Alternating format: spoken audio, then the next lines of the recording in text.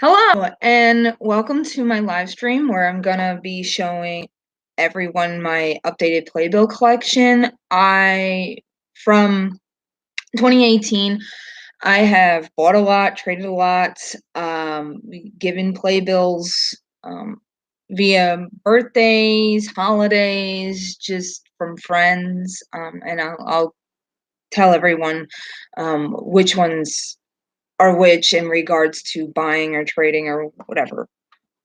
I do want to say all the playbills that I'm showing here are not for sale or for trade. These are just part of my collection, and it's going to be done in 3 parts. So the first part will be shows I haven't seen or shows that I did see but not at that date, if that makes sense. Second is shows that I did see in 2018 starting in April. Um, and the last, of course, is my Raw Esparza collection. So I'm going to get started. Feel free to comment or ask questions. I will try to answer them as best as possible, like info on collecting or anything like that. Let me just update something else.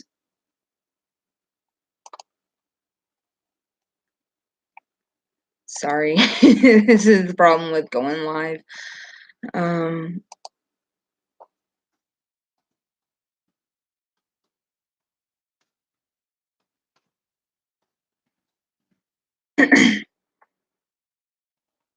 So let me just fix the setting a little bit. Sorry, I'm like terrible at live streaming. So I'm gonna start off with the shows I haven't seen. So first up is Bye Birdie. Also on this side, I'll go through this too before I go on. These are just flyers that I picked up from, going through New York City. And here, a little bit better. And these are shows that I want to see that I picked up flyers for, but this one already, I think is already closed. I'm not sure. I gotta look. I still want to see King Kong, Kinky Boots. This one only has Wayne Brady in it, and that's why I picked it up. Really wanted to see Nicolette and Waitress, and I did not get a chance to, especially when Al Roker was in there. And he actually graduated from my college, which is Oswego, and that's part of the other reason why I want to go to it. Network, which I still need to see, and My Fair Lady, still need to see. I tried to do Linktix, but all the dates I wanted to do were sold out for those type of tickets, and I can't afford to spend $90 or $100 or more on those tickets. Like, I know they're super expensive. And I do want to see Laura Benanti, but not for that much money. And especially when I'm planning on seeing other shows in 2019, or really want to see shows in 2019. So anyway, so we'll get started. So anyway, sorry, like dry mouth. Sorry, I had things in the way. So anyway, starting off with Bye Birdie with Dick Van Dyke and Cheetah Rivera. Sherlock Holmes, not really sure who's in that. I gotta figure out a comfortable way to do this. Not sure who's in this one, sorry. A Few Good Men, and this one's really cool. My brother actually got this for me. He also got the Sherlock Holmes one for me.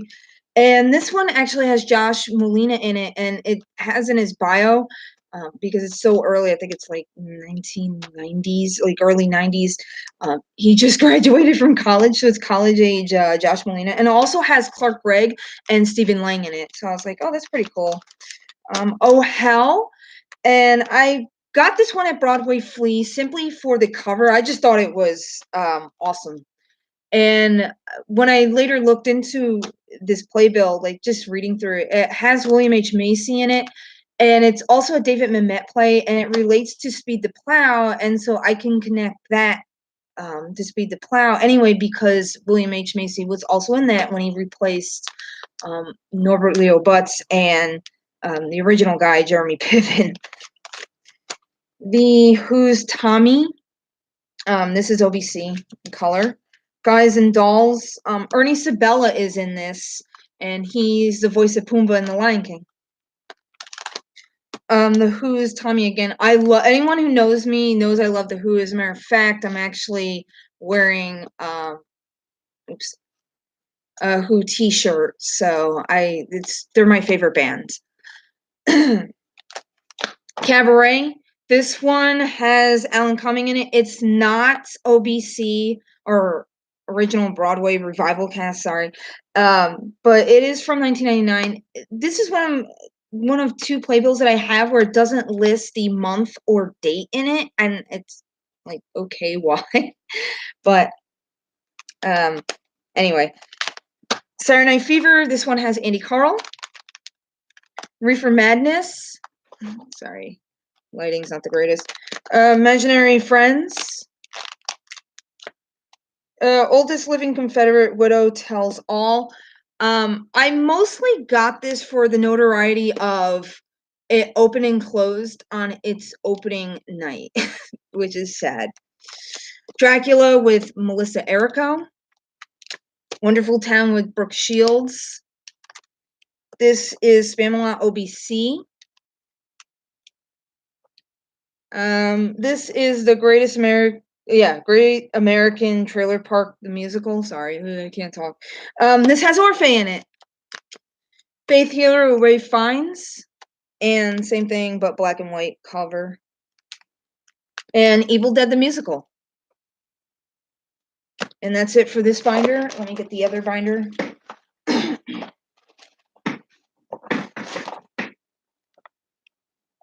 This is the second binder. And I'm going to keep flipping back and forth because it hurts my wrists. Suburbia. This has Peter Scannavino in it. And you may know him as Carisi from Law & Order SVU. Suburbia again. 2006. Somebody wrote it. The only reason why I'm keeping this is there is an advertisement for company with Raul Esparza in it. So, of course, I'm keeping it. Gutenberg the Musical with Christopher Fitzgerald, and I love him so much. Spamalot again, this is not OBC. In the Heights, this is OBC. I got this for $1 at Broadway Flea, and normally if you go on to like eBay or any like selling site, including Facebook, these go for unsigned around $70, $80. The cheapest I've seen so far was $65. So I saw this at Broadway Flea on a table basically by itself. And I asked the guy just out of curiosity, I was like, dude, how much is it? And he told me, oh, $1. I'm like, did I hear that right? So I handed him the $1 and I left right away because I don't know if that was a mistake or not. And he's like, oh, because it's not signed $1. I'm like, okay, that's awesome. So I was so happy with that. Macbeth with Patrick Stewart. Spring Awakening, new musical.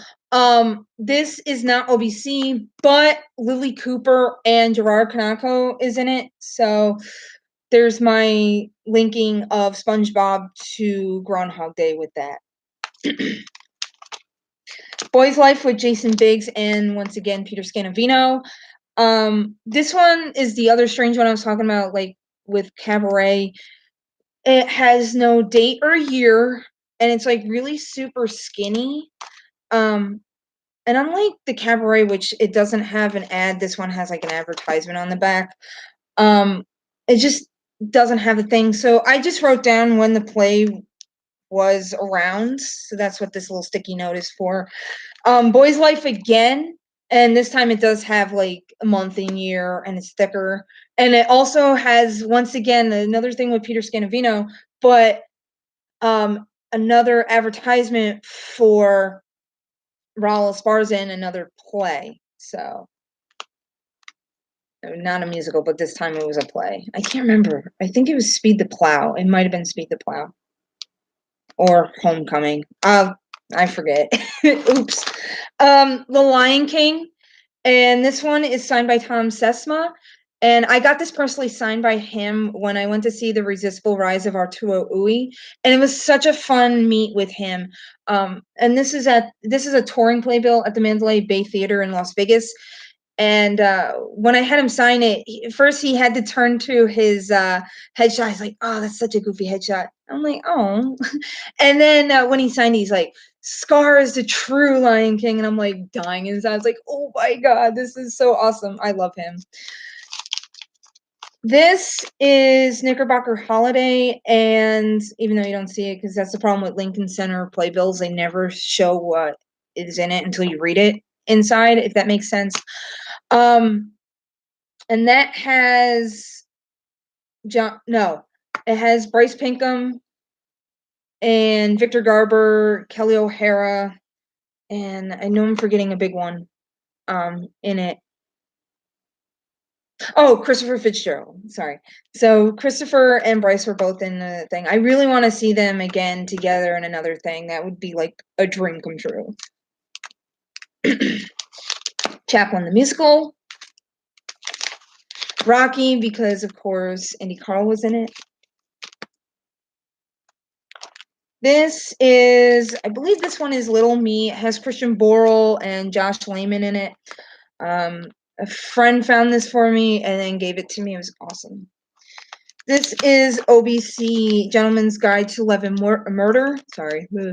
Of course, because Jefferson Mays and Bryce Pinkham. All the Way, Pride Playbill. This is Bryan Cranston, of course. This is the first ever Pride Playbill I've ever bought. So that's how it's going to go. I should get water. Anyway, Elephant Man. When I bought it, it came signed, and it's signed by Alessandro Nivola on the 20th Century because Andy Carl and also Peter Gallagher. Dr. Zhivago, I believe this one was a flop. It played like maybe 40 performances. I'm not sure. I have to read it again, but I know it wasn't on for very long. And I also got it because I love the movie, which actually stars Charlie Chaplin's daughter, Geraldine. It's only a play with Nathan Lane and Matthew Broderick. And I believe that's it for this binder.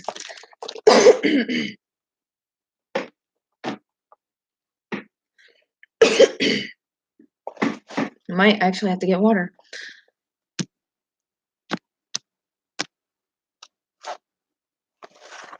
Next is the third and last binder for shows I haven't seen. And we begin it with Hamilton. This is OBC. I found it super cheap on eBay. Normally they go for like the cheapest I've really seen, other than when I got this. It was about $30, $40, I want to say. When I found it, I think it was like 15 or 18. It was under 20 because the guy asked for best offer, so I asked for it and he gave it to me for that price. So I was like, okay, cool. And appropriately, right next to it is 1776. This one has John Larroquette and Bryce Pinkham in it. And I believe there's somebody else I know I'm missing. And I'll think of it later. I might put it in the comments below. I don't know if I figure it out. But those are the two main guys that are in it. Hamilton again. This one has Javier Munoz as Hamilton and also Brandon Victor Dixon. Sorry, I'm like mixing my words. I'm like, I can't talk. Holiday Inn, because once again, Bryce Pinkham. Great Comet of 1812. This one is the same month and year that I did see Great Comet. However, it has both Dave Malloy and Josh Groban in it. When I saw it, I only saw it with Dave. So I was like, yay, I finally got one with Josh in it. Torch Song with Michael Urie. It's basically the same cast as the one in Broadway right now. This is the off-Broadway at the Tony Kaiser. Lion King again, and this one is the 20-year anniversary. Farinelli and the King. Really wanted to see it from Mark Rylance. Didn't get a chance to, unfortunately. Parisian Woman with Uma Thurman. Another one I want to see just to see Uma Thurman. But again, didn't get a chance. Hello, Dolly. This has Bernadette Peters, and I also have the flyer for it. Lobby Hero with Chris Evans and Michael Cera. I really, really, really want to see it. Just, of course, because Chris Evans and also Michael Cera, even though I make fun of him a lot. But he was in a more serious role, which is surprising because, Michael always plays the same person in like all his movies and roles. Then this one was kind of different. However, Today Tix had like I think $39 rush tickets, and every time I tried to get tickets for this show, the site kept crashing because I think everyone tried to go on it at the same time, and their servers couldn't handle it. And then I would be in line or trying to get tickets, and then it would be like, "Oh, just kidding, you're not really in line." It was horrendous. It reminded me of being in the San Diego Comic-Con ticket line. Like that's the exact same thing. Just server crashes, not getting in. Luckily for that thing, I'm a volunteer. But anyway, getting off topic. Harry Potter and the Cursed Child, Part 1 and 2. This is OBC. Another show I really want to see, but once again on Today Takes trying to do the Friday 40 Lotto, just can't win it.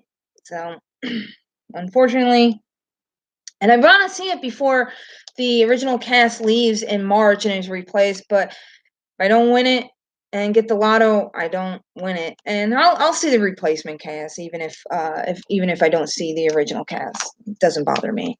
And I also have the flyer for it. I've never seen the flyer before. I actually got the flyer at Broadway Flea. Either I think it came for free with a bunch of stuff that I bought, or it was like $1. It wasn't that expensive. This is SpongeBob Pride. Desperate Measures Pride. My friend Jen got this for me, which is super awesome. I love when friends get me playbills. I'm like, yay. And I also have the flyer for it too. That one I got by myself. Share Show at the Oriental Theater in Chicago. My friend Melissa got this for me, and she also got me a Hamilton playbill when she saw it in Chicago. I really wanted this one.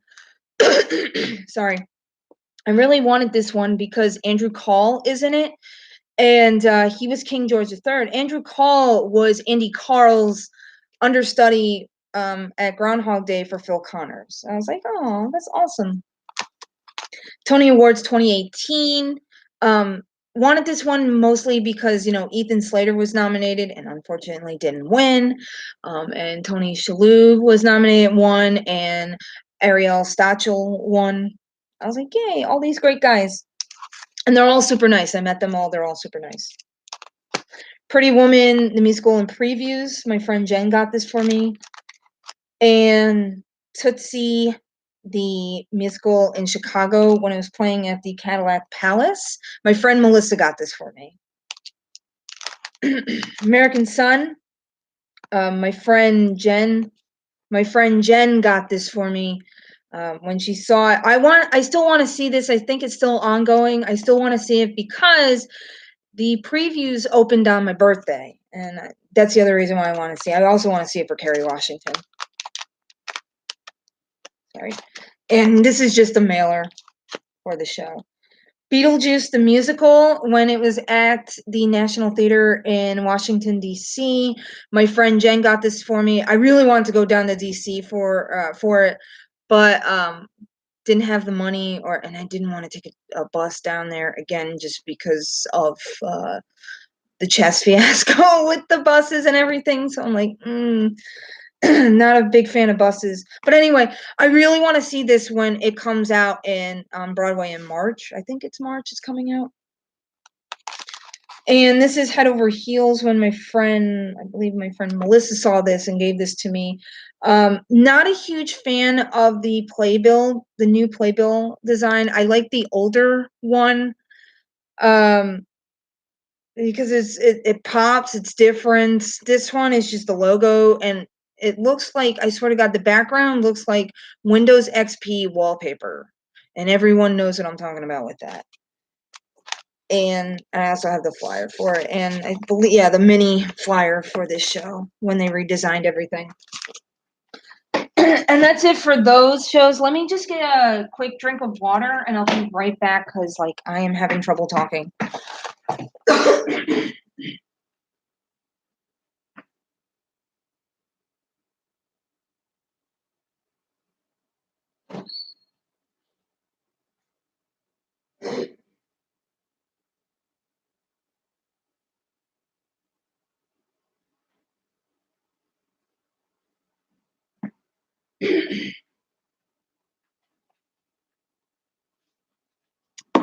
Okay, we're back. Sorry, I had to get water. Like, my throat was just going dry, and I can't speak anyway. Next part is shows that I did see in 2018. So we'll do the same thing. So, and it's beginning in April. I did see shows in January and stuff, but I did like an update long time ago with that. So we're gonna start in April with this. I'll show the flyers. This is just the band's visit because I never, for some reason, I didn't collect them when I first saw the show, and now I have them. So I'm trying to look for the older ones. Lion King, I always grab those, and just SpongeBob postcard.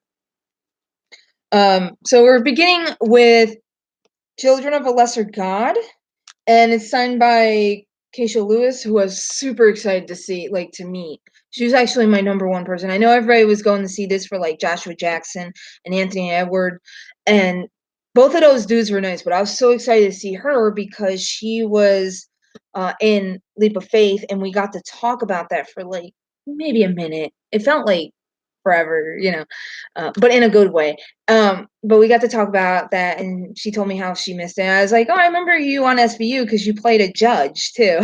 So that was funny to talk about. She was so super sweet. I love her.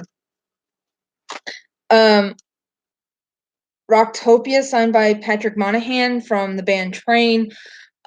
This, out of all the shows that I saw in 2018, this was my least favorite. The reason why I went to see this was I like the concept. I like the concept of mixing different genres into Broadway type singing, if that makes sense. But the execution was done poorly. Although I liked Patrick, like every time he came on and sang, he was like really excellent. He's excellent live. I highly recommend seeing him whenever he goes on tour. He's super good. So he was great. But the guy who funded this, Rob Evans, and I'm so sorry, but he's not that good. And I know I shouldn't be knocking on anyone, but personally, he can't do rock and roll. You know what I mean? He's more geared towards like Broadway type singing. Like he can sing, it's just he can't do rock and roll. So I'm like, sorry to say. And also, the other one I wanted to meet, but I didn't get to, the violinist from Celtic Woman was in this, and she was really awesome. She was like dancing all over the place and playing her violin. So I was like, oh, I want to meet her, but I don't think she came out, or maybe she did and we didn't pay attention. I don't know. But anyway, this is Jack Alive. This isn't really a show, but it was brought to you by Dave Malloy, and he was putting on this benefit to help support this one venue in Brooklyn, and it was a really fun show. I think there was only one singer that I didn't like, but that's always like, when you have a mixed bag of singers, you always have one person you really love and one person you really don't like. That's just how it is. But it's signed by Grace McLean because I love her. And Dave also premiered some of his songs from his upcoming Moby Dick musical that he's still working on, and he said, "Yeah, it's gonna be crazy, and there's also gonna be whale puppets." And I'm like, "That's awesome!" I love him. He's so creative with his shows. This is Saint Joan. I think I'm like one of the few people who actually really enjoyed this version of St. Joan. I thought Condola Rashad was fantastic. She was like mesmerizing. She gave a phenomenal performance. I think some people didn't like it because it was very wordy. But I liked what they did with the show, and I really enjoyed how the stage was like all gold. Like they had these like gold pipes coming down. And I thought that was really cool. It reminded me of early Renaissance paintings and paintings before that where they used gold leafing in their paint and they would line stuff, especially the halos. And that's what that reminded me of. Was whenever they marked a really holy person, especially Jesus or any of the saints, they surrounded them with a gold halo. And that's what that reminded me of.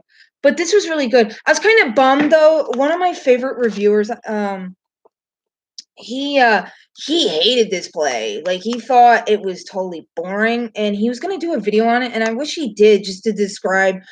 He did write a review on show score, but he just said it was like totally boring and he like skipped over it. And I really wish that even though he found it boring, he would describe in depth what he didn't like about it, and maybe I can understand more, instead of like he did write a thorough thing on show score, but um oh well, I enjoyed it. So I didn't stage door for this show simply because I actually had to run home right after the show ended. I literally had to like run down the stairs and run like, and I accidentally ran into a person and I'm like, I'm so sorry, like running and what, it was crazy.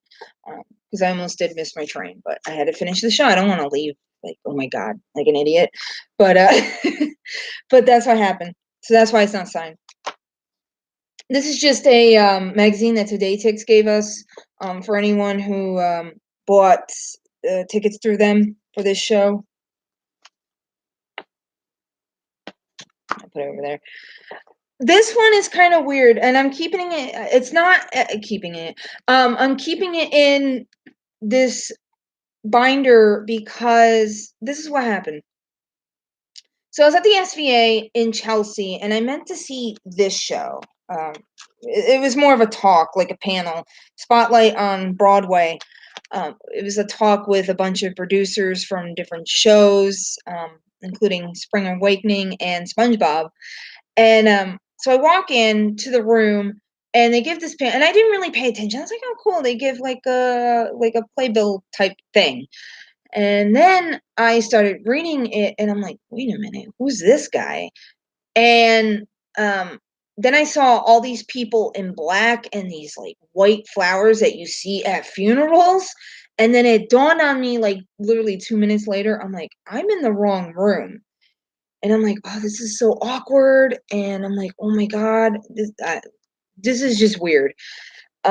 So I just, as quiet as I could, just left, and I told like one of the ushers, I was like, "Oh, I didn't realize I was in the wrong room." And then I asked them where the room for that show was, and they're like, "Oh, it's over there." So I don't know if I misunderstood the directions, but either way, I crashed the dude's memorial. Oops. Luckily, it was like the beginning, and it didn't really start, so it wasn't like, "Oh my god, I'm like ruining a dude's memorial by being a thing." So I didn't mean to, but anyway, I saw the spotlight on Broadway, and it had Tom Hulce and Susan Varga, um, and Malcolm Bird, just a bunch of producers discussing what they do on Broadway, how they get shows onto Broadway, and you learn a lot. Like I highly suggest, and it's brought to you by like, I'm not like an advertisement for them. It's brought to you by Show Score. I highly recommend whenever they do a a show like this or like a panel, go, because you learn a lot. And partially I did go because Tom Hulce is in it and I love him. I've loved him in Amadeus, and he was also the lead character in Hunchback of Notre Dame. I can't remember the name, I'm so sorry. And but you know, but he was interesting. Like he gave a lot of interesting facts, like especially when he was talking about Spring Awakening, how long that took to get from just page to on stage. And same thing with Susan Varga. Like SpongeBob took, I think she said around 10 years. I want to say that's what she said. 10 years it took to get from stage to page. Anyway, this is Summer, the Donna Summer musical. I'm so bummed that this closed last week. It deserved a lot more love. It was fantastic. I mean, LaShawne's was great, Storm Lever was great, and Ariana DeBose was fantastic. Like they were all great. And of course, you know, LaShawne's and Ariana were both nominated. I kind of wish maybe LaShawne's won, but I'm just biased. And they were all nice. They all signed it, and they were great at the stage door. I know there's somebody like being like, oh, LaShawne's was rude to me. I'm like, when I went and stage doored and she met everybody I wasn't with, but they were at the stage door with me, and she was like totally nice and such a sweetheart. So maybe it was just them being like, and she was just like maybe empathetically being, or I don't know. Maybe they were being rude to her and she was just like, hey, you can't do that. I don't know. I don't know. I'm just blabbering on. This is just a mailer, sorry, for the show, but it has an address on it. Not mine, but it's like a friend. A friend gave it to me. I don't want to put it on online, and then they get like spam mail or crazy people. This is a fan for the show. I didn't actually get it at the Broadway show or at New York City or in New York City at all. I actually got this at a barbecue fest for some weird reason. They had these, and they had like a bunch. They also had Jersey Boys, and there was like it might have been a Bronx Tale was the other fan, and I was like, I'll pick this up. That's awesome. Why it's at a rib fest or a barbecue fest, I don't know, but I picked it up and was very happy.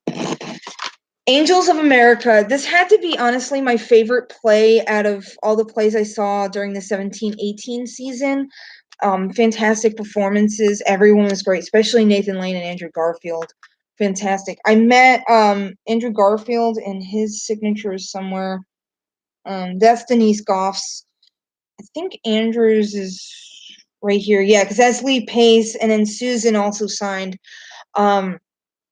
Nathan Lane never really comes out, so he never stage doors ever. He'll just like go from the stage door to his car. So if you ever see him in a show, don't ever expect him to stage door. That's like my slight tip of the day. I don't know if he doesn't like it or he's not really a people person. I heard he's like really nice in real life. I don't know, but he just doesn't like it. So, oh well. I do want to meet him because of course he played Timon in The Lion King, but realistically, it's never going to happen. This is a flyer I actually got off of eBay because I bought like a bunch of playbills and it came with it. I think the guy threw it in for free. He's like, yeah, here, have it. I'm like, awesome. Carousel.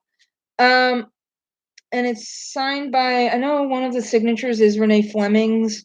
I can't remember who the other people signed. I should write these things down. Like, I should just put it on a post-it note and like, this is who signed, but I always forget.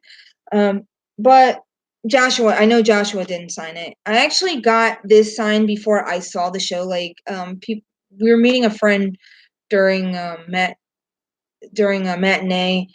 Oh yeah, we got this signed during a break for Angels in America because you know it's 8 hours, and so we had like a couple hours to kill before we saw part 2. And so we met up with a friend, and then some girl actually handed us a playbill. And then we just stood in line at the stage door. It's kind of naughty to do that, but we stood in line at the stage door for that and had it signed by a couple people. And also the weather wasn't the greatest too. And then eventually we did see it. I saw Angels in America on May 12th, and then we saw the next day. But nobody stage doored because always in May in New York City, it's always raining. I swear to God, like when I saw Great Comet and Groundhog Day the year before in 2017, it was raining and nobody staged doored except Groundhog Day. They did, but that's another story for another time.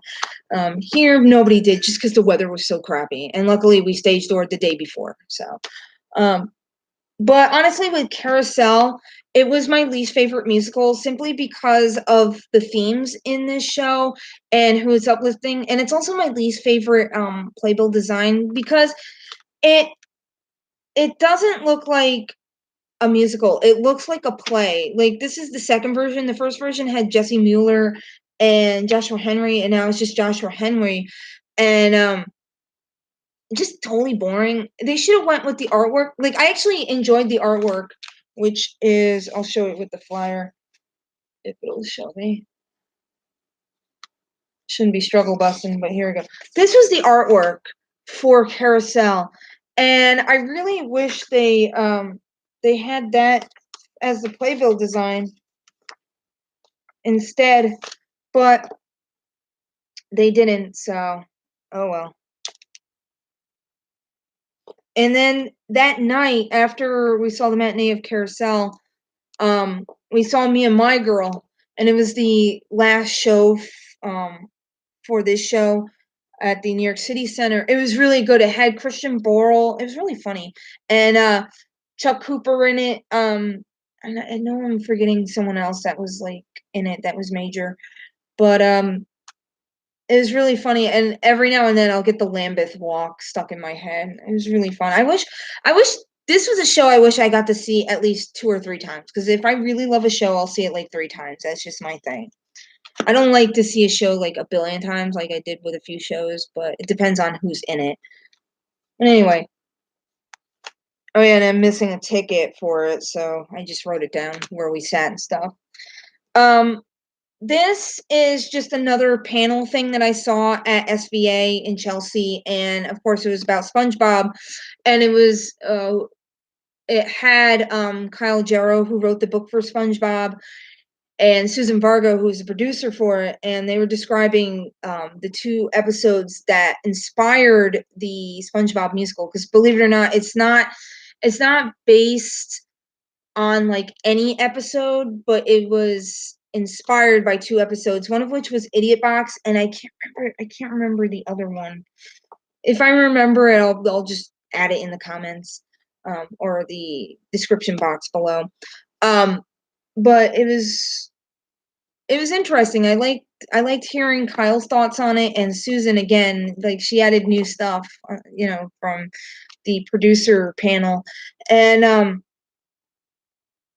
so I do have it signed by him, but the reason why it's flipped inside out like this is it has my email address on it, and I don't want to put that out because I get enough spam mails anyway. I get enough spam emails. I don't need any more, and I don't need any more crazy people like emailing me. So yeah. Oh yeah, this is New York City Center booklet. It's supposed to be with Me and My Girl. I'll fix it later. This is Once on This Island, and I am so bummed this is closing today. Really good show. I mean, it did last for like a year and some change. But it's a really good show. I liked how they did the In the Round at the Circle in the Square. Such a fun show. I met so many people. I mean, I met Cicely Daniels, and just so good. Another show that I got to wish I wish I got to see multiple times.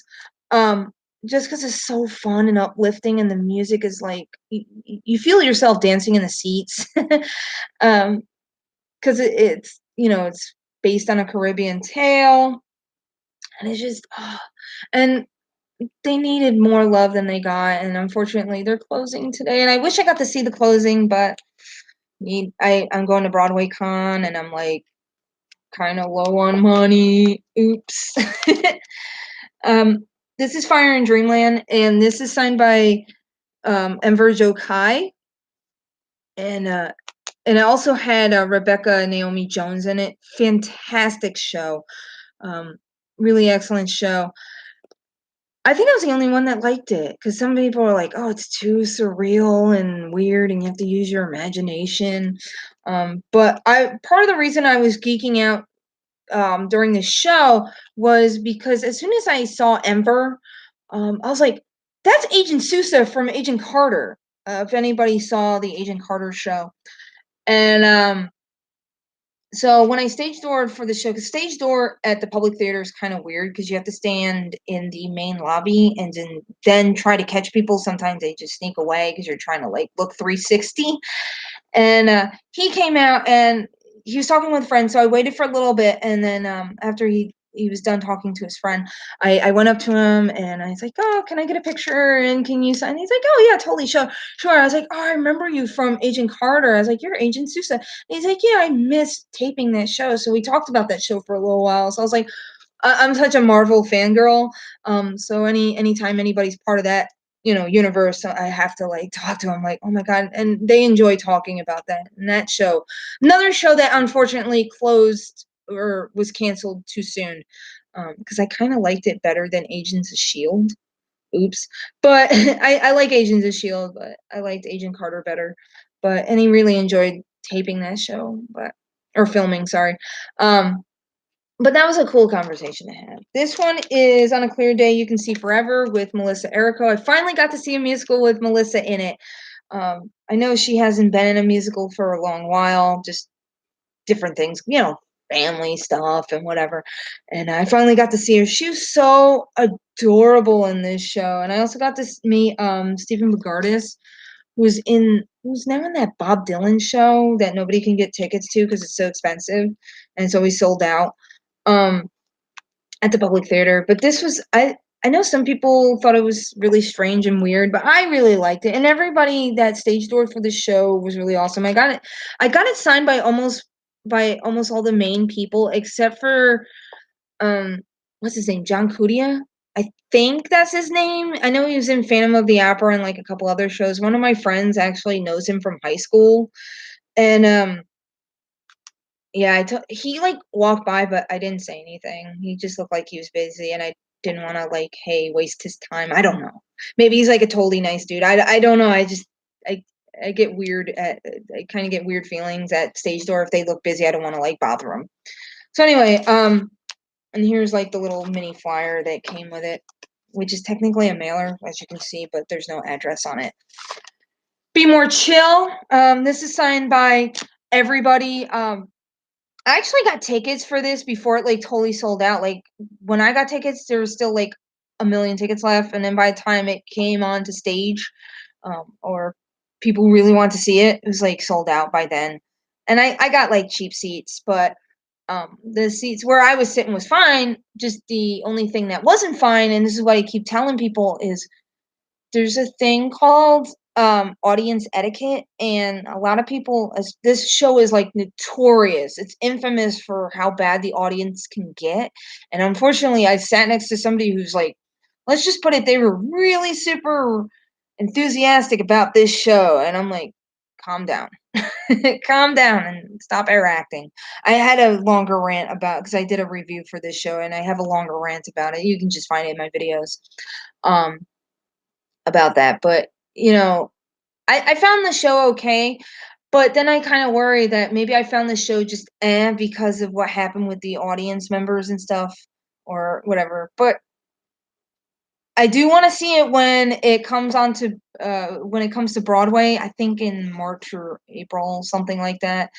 Um, and but by the time I really want to see it, it'll probably be like sold out or something because it's so hyped. In my personal opinion, this show is overhyped. The music is okay, the show is okay. It's just another high school musical. So that's just my opinion. I know a lot of people who love this show, but I really only saw this personally for Gerard Canonico and Stephanie Sue. Because Gerard is from Groundhog Day and Stephanie's from SpongeBob because she was OBC Karen, and Gerard was Freddy. And I actually finally got Gerard's signature, and that was such a pain because, well, I shouldn't put it that way.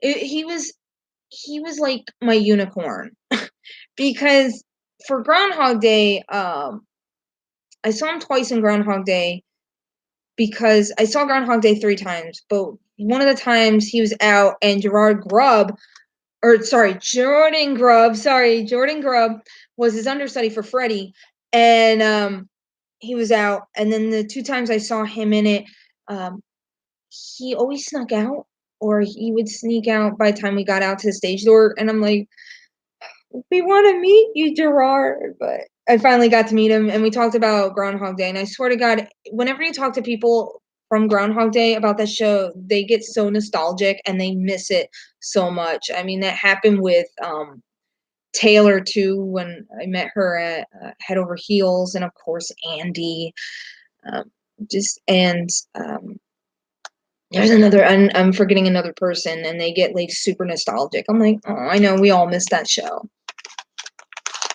Pretty Woman the Musical, speaking of Andy, and I saw this because Andy's in it and Orphan. I also like the, movie. I saw this with my best friend, so this one kinda holds a special place in my heart because I finally got to see a musical with my best friend because 'cause we've been planning on it for, like, a long time, and then they announced this, and he's like, "Dude, we gotta go because this is, like" it's one of his most favorite movies in the entire world, and we saw it, and of course, I stage doored, and I met Andy again. This is, like, my 5th time meeting Andy, and he sorta knows my face. We kinda joked because I was like, "Oh, I'm so sorry I didn't bring you, candies this time," because his favorite candies in the world is Maltesers, because a friend discovered that w when Groundhog Day was in London, because she's from England, and she discovered that, and she told us, and, and Andy recognized me. He just doesn't know my name. He's just like, "Oh, you're the little one that always cosplays as my characters." But that night, I was actually bounding, which is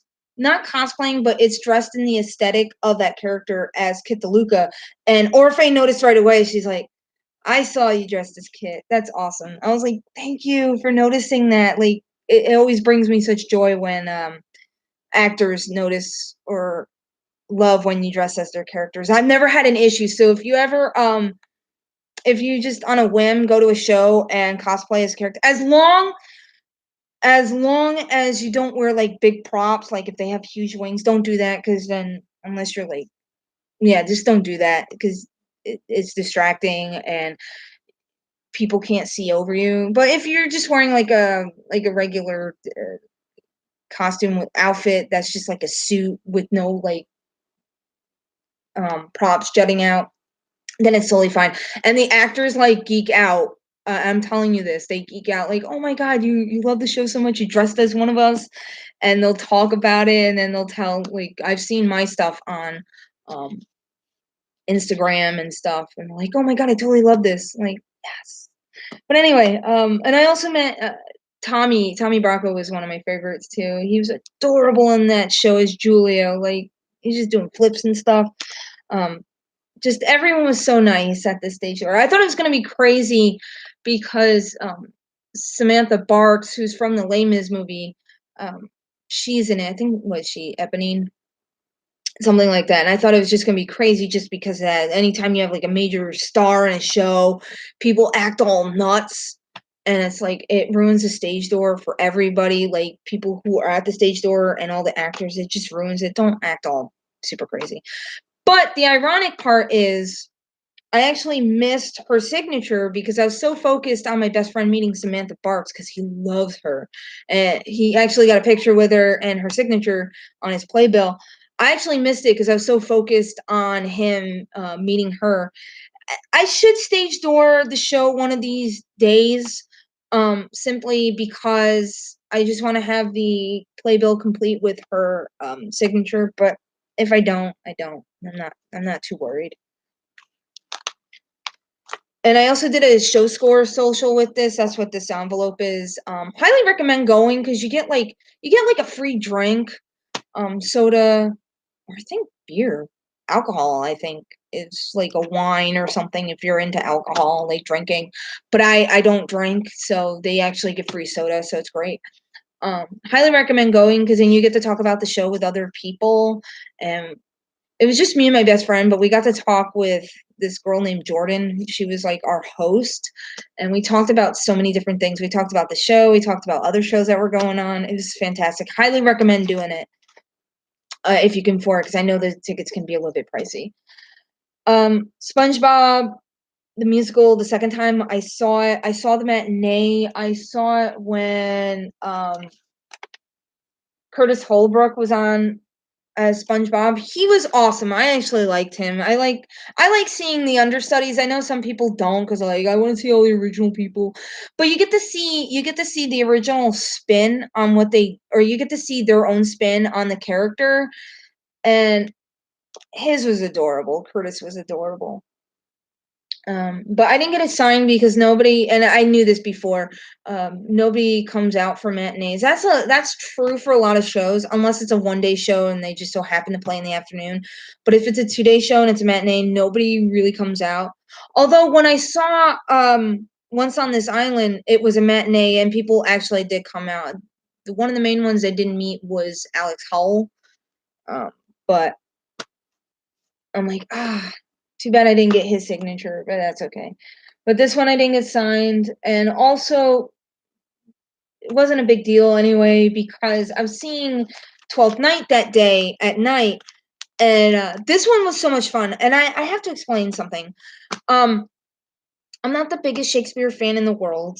A lot of people who know me know this, but I went to see it because I'm like, it's something to do. It's free.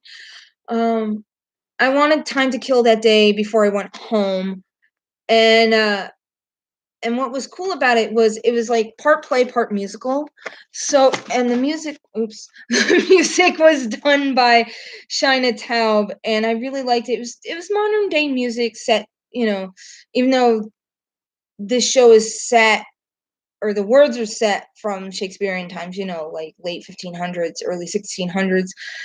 But the music was modern, and it was done by Shina Taub, and it was really catchy and fun. I still need to get the cast recording for it. But I haven't gotten a chance to, but I will, because my favorite part, or my favorite character in this show, who was played by Andrew Kober, was Mavalio, and I really liked how he did that character because he was such a nerd, and he was just so, because in the play he's like such a Puritan, like he's just a party pooper, and he did that in this show too, and he was so much fun. I really like the costume design in this show too, because they're kind of dressed like, I want to say like 1930s, and the set design was cool too, and they allowed you on set, which was really neat to see. I really need to talk about that, but for a later video because this is already like almost an hour in. Oops, I do talk a lot. But anytime Shina does like a Shakespeare show, or is it Shayna? I'm like mispronouncing her name. I highly recommend going to her shows because she makes them fun, and they like, because problem I have with Shakespeare, this is gonna be like a mini rant, and I know a lot of people are gonna like dislike this, but um, the problem I have with Shakespeare is it's so wordy. It is so wordy, and I'm like, oh my god, I don't got time. You know what I mean? And then when you're reading it, there's always two pages. Anytime you read Shakespeare, there's always two pages. There's a page with all of his words on it, and then there's like a page of translations. And I'm like, oh my god, I gotta read this twice. I don't got time. Sorry, not sorry. But the ironic thing is my favorite movie in the world is The Lion King, and that's based on Hamlet. And another thing, but it's mostly based on Hamlet, and I love that movie to death. But I'm like, Hamlet, and also one of my favorite Mystery Science Theater episodes did a Hamlet, and that was funny as hell. But so, and I'm also speaking of Hamlet, I'm seeing that in May, like the end of May, in Chicago, and I'm like, I know I'm a weird person of contradictions. So anyway, and then the last playbill in this binder is the A-Step program in August, and that's Mary Mitchell Campbell's charity for like children in need and people who are in poverty and stuff. So it's always good to help out a charity like that. And I have it signed by Sierra Boggess, Alex Brightman. He was funny to me. He was super nice. We got to talk about his episode on Impractical Jokers, and he's like, I actually got a phone call from him randomly, and by a cousin and this and that. I thought he actually knew the guys because that's how it seemed, but he didn't. He just got a call out of the blue, and then he also made fun of me because I'm like, anyone who knows me knows I'm terrible at taking pictures. And so don't ever give me your camera because I'm like an old lady. It just comes out shaky, or there's like a finger in the way, or it's just terrible. Um, and so he's like, "Come on, Rose, you can do it." He's like being like super encouraging. Like he's so super nice. And then my friend actually had to help me with it. So I got a picture with Alex because of a friend. And then the other signature is Josh Lehman because I love him. He's such a super sweetheart, such a nice dude. And I love him. So I got it signed by him. I want kind of wish I got it signed by Mary, but she's like a really private person, so I don't want to like freak her out or anything. Like, she's like one of those that just wants to be home right away. So that's number 2, and then did I say that was the last binder? I might have. I don't know. I talk a lot. This is the 3rd and last binder for these shows that I saw. Or was it the 2nd? I am so crappy on my numbers. No, that was the 1st binder. This is the 2nd binder. Sorry. That's my dog, Max. You might have seen him before on my other videos. This is the 2nd and last binder for the shows that I saw in 2018. And here we go. This is Head Over Heels. The first time I saw it, I saw the understudy for this show. And I usually have the understudy slip in the middle. This time I don't. But anyway, I saw the understudy for Jeremy Kushner, and it was Gavin Lodge, and he played King Basilius, and he was adorable as King. Oh yeah, and this is Bryce Pinkham's late Broadway card. I need to do a video on these cards because it's kind of a rant, but this video is already so long anyway. But this is the first time I saw it. Really, really love this show. It's so fantastic. Especially Bonnie Milligan and Taylor Iman Jones, like fantastic singers. And Rachel York, who reminds me of Grace McLean, like especially look wise, because when she first came on stage, I was like, "Is that Grace?" And it wasn't. And I sat forgot where I sat at. I sat in the dress circle, which is basically mezzanine, and it was pretty good views. Like pretty good views for that theater. I'm so bummed this is closing. Like it's closing today. And I wish I got to see the closing, but once again, like I said with, Once on This Island and Torch Song, just don't have the money. I'm trying to save my money for other trips that are happening this year and other future shows that I want to see. So oh well. So that's the first time I saw it, and then I really like the flyer design for this show. This is what I'm talking about when you saw the 2nd design. I really like this design a lot better than the 1st design, and then I like the little rotoscope thing they were doing with this is Taylor Iman Jones. And I really like the graphic design that they did with this and how they did the characters. I wish they did it for all the characters. That would have been so cool to collect. I don't know. But, oh well. This is the 3rd and last time I saw SpongeBob. And by the end of the show, I was in tears. I actually cosplayed as SpongeBob, and I got to meet Ethan cosplaying too. That was super fun. And this is closing night. It's signed by everybody, including Tina Landau. And I was surprised she staged door because I thought she was just gonna hop on in her car and just go to like the after party, the closing after party. But as soon as Ethan started crying during it was like Act 2, when it was like, "Oh, we have 7 more minutes," and that man started weeping. And as soon as he started crying, I started tearing up. And I know people in my row were getting upset and crying because he was upset. I mean, another show, I'm surprised because it is a Nickelodeon brand and it's a known brand, and I'm surprised that it should have done better, and I don't know why it didn't. Like I'm baffled. like it didn't, just because maybe people are too tired of SpongeBob. I don't know. I should do like research on it. Like, why did SpongeBob musical close in under a year? Because it opened. I went to the first previews, the first day of previews, and that was November. And then I went to closing because I told myself, I told myself, the day this show closes, because I fell in love with it, the day this show closes is the day I'm going to see it again. And I also saw in the middle because I wasn't sure I was actually going to make closing. And I was like, but then I actually made closing, and I was like so super sad. Another show that deserved more love than it got, and especially all the hate it got, which was not. I don't get it.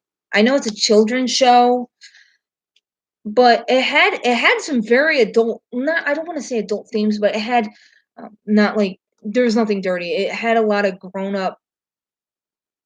I don't know how to word it. It had things that needed to be talked about, because there was allegories in it about racism and xenophobia, which needs to be talked about. Still, unfortunately, to this day, it still needs to be talked about. Like, hey, you can't be hating on people who are different from you, or you always do this. You always get people who do correlations like, oh, these sets of people always cause trouble, when it really doesn't. It's always like that one guy that's always a butt that ruins it for everybody. But yeah, it was. Oh, I love this show. Unfortunately, third and last time I saw it. Desperate Measures. I think this is.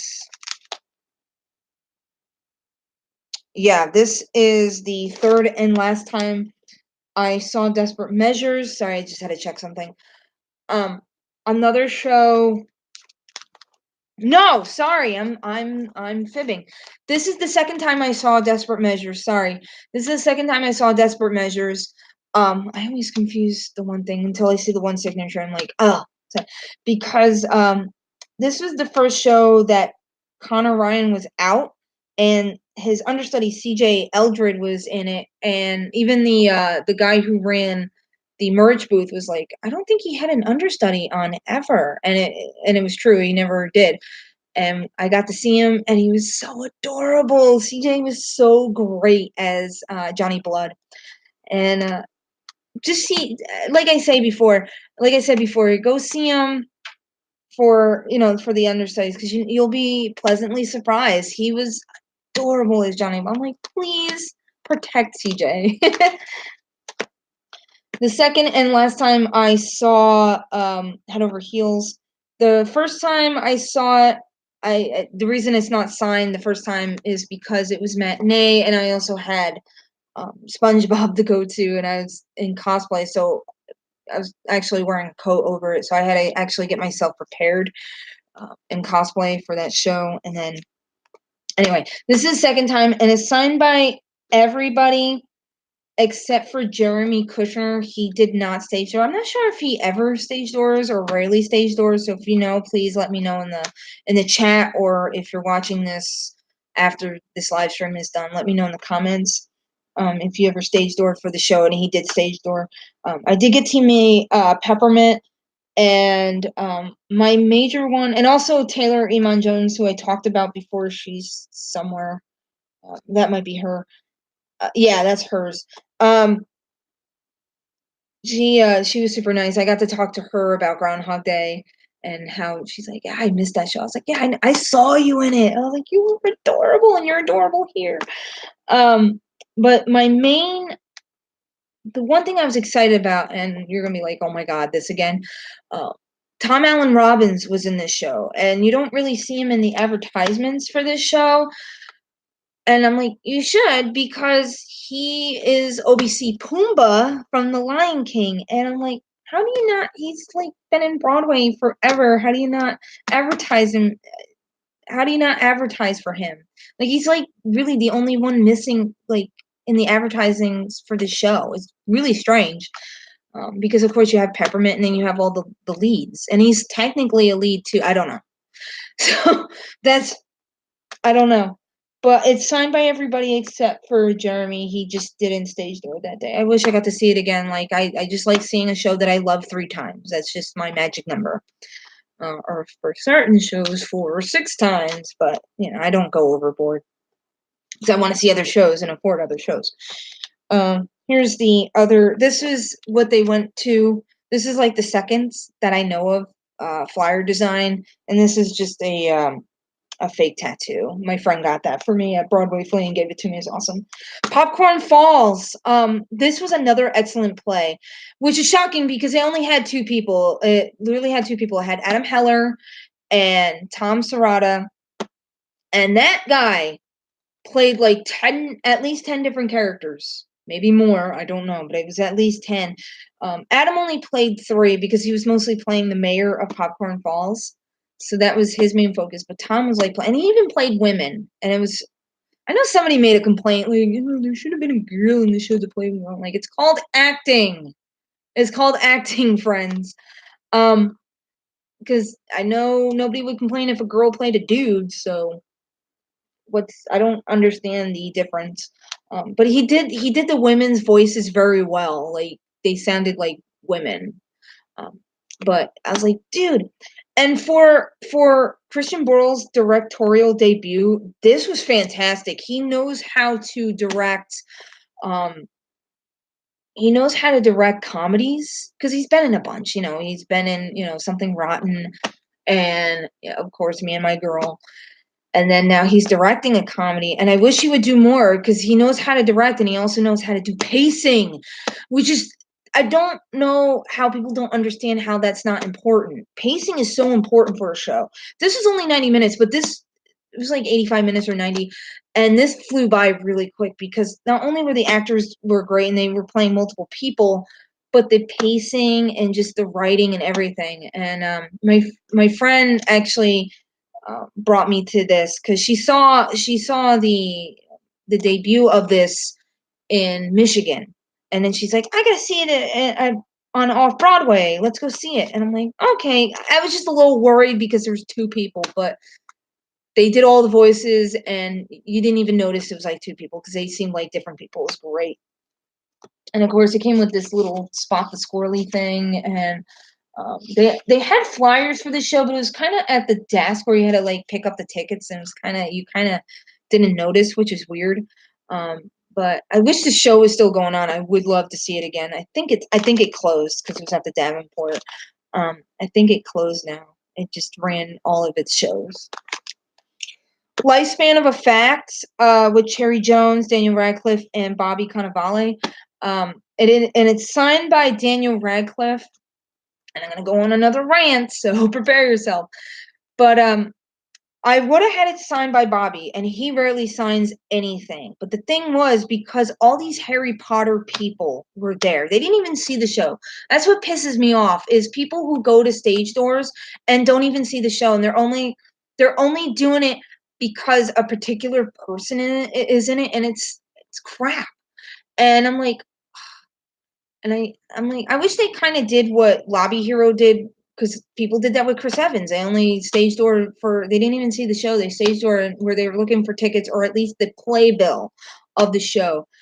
And because I'm short, I'm only 4'11", and I'm really, really tiny. I'm like a child. I'm literally the size of a child. And I got pushed to the side and onto the road, and the guards are like, you can't be on the road. I'm like, I'm trying, dude, but but then the guard kind of let off because he saw what happened. He kind of let me and a girl kind of stand half on, half off on the road and the sidewalk. And because of that, I had tall people in front of me, so Bobby couldn't see me. And I tried to say, oh, Bobby, can you sign this, please? But I didn't want to yell it. I don't want to be like rude to the actors, because, that's stressful enough, where you have like 3 million people and you're like signing. And then he didn't notice me calling him, and then he just went to his car, because where I was standing was like literally right next to his car. And then after he left, and then the guard was like, dude, you should have spoke up louder. I'm like, damn it, even the guards are making fun of me. But I did get it signed by Daniel. He was so super sweet. I think he did take pictures with people. I can't remember because I was at the tail end of like, the signing.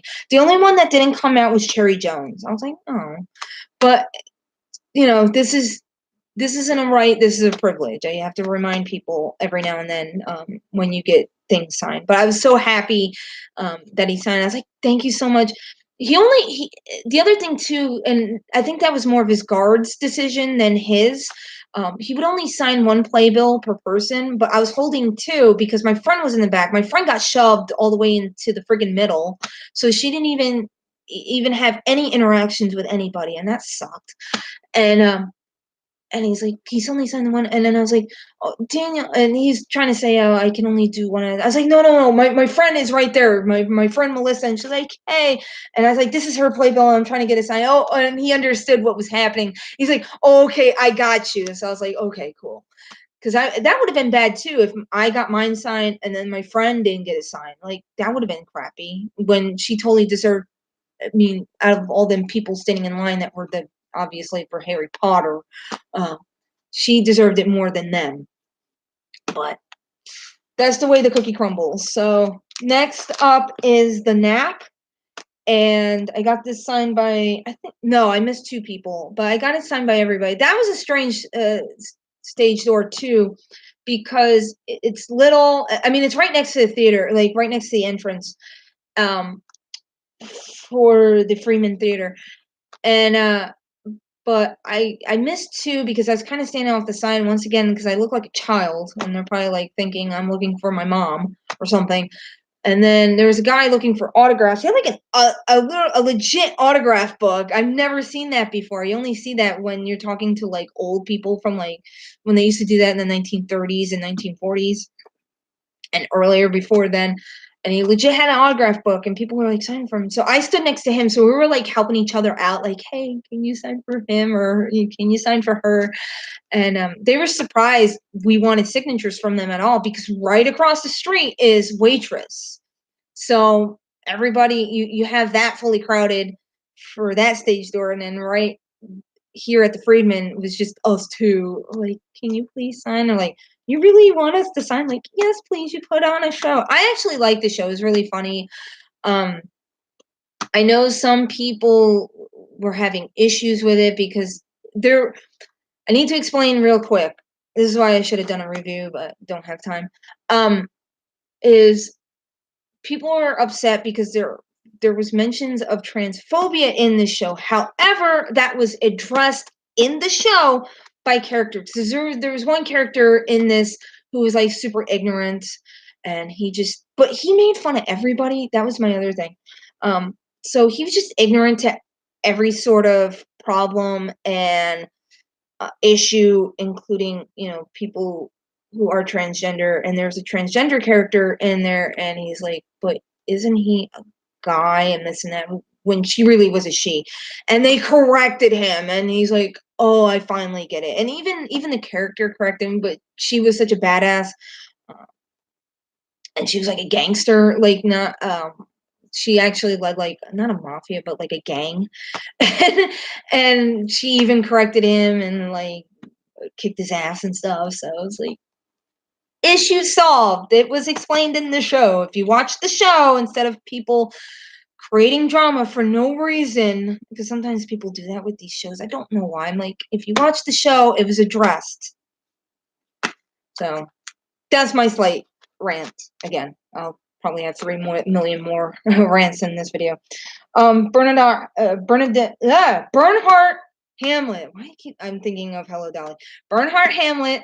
I saw this on my birthday. I saw the matinee. It's not signed because, once again, people don't really come out for matinees. And also the stage door for this show is really hard to find. So by the time I probably could have found it, probably people left. And also because that day I was also seeing the play That Goes Wrong. And everybody always has something that goes wrong whenever they see this show. Or usually they flip the playbills upside down or they do like silly stunts. I don't know. I can't act, so I'm not doing that. But this is kind of funny. This is the playbill I got handed when I first entered the theater. But I got the wrong playbill signed because I grabbed the whole bunch. You know, I always do that when I see a show, and for friends and family. And so they actually signed the playbill that was on my pile. I was just holding. So I was like, oh, that's pretty funny. So let me keep this playbill and then keep this. The stage door for the Lyceum Theater is really super hard to find. It's actually probably the hardest stage door to find out of all the theaters I've been to, because it's on the street before and it's in a little nook on stairs. Like, you wouldn't even realize it was a stage door at all, because it kind of looks like an entrance to an apartment building. It's really strange. And luckily, the only reason I found it was because of course, they had the barriers set up, and they had people standing there already. And because of that, I missed two people, and I missed the guy who played Trevor. I missed Jason Bowen, and I missed the guy who played Chris. He was the understudy that day, and Adam Davalin. He was super good. See him. He had like a really bratty tone to his Chris. It was so funny. He had like a really bratty tone to his Chris, because he was like the main actor and also the director and the writer of, because it's like a play within a play. Because that's the play that goes wrong. Like, everything goes wrong. And I'm so glad I got to see this for my birthday, because Takara actually wrote "Happy Birthday, Rose" on my playbill, and other people wish me happy birthday too. I'm gonna need to remember. Harrison Unger did. Quinn Van Antwerp did. I think everybody that I met at the stage door did. Um, and then I took a picture together with Preston and Takara, and they're like, "Oh, happy birthday!" And also the signature in gold, I think, is the sound director.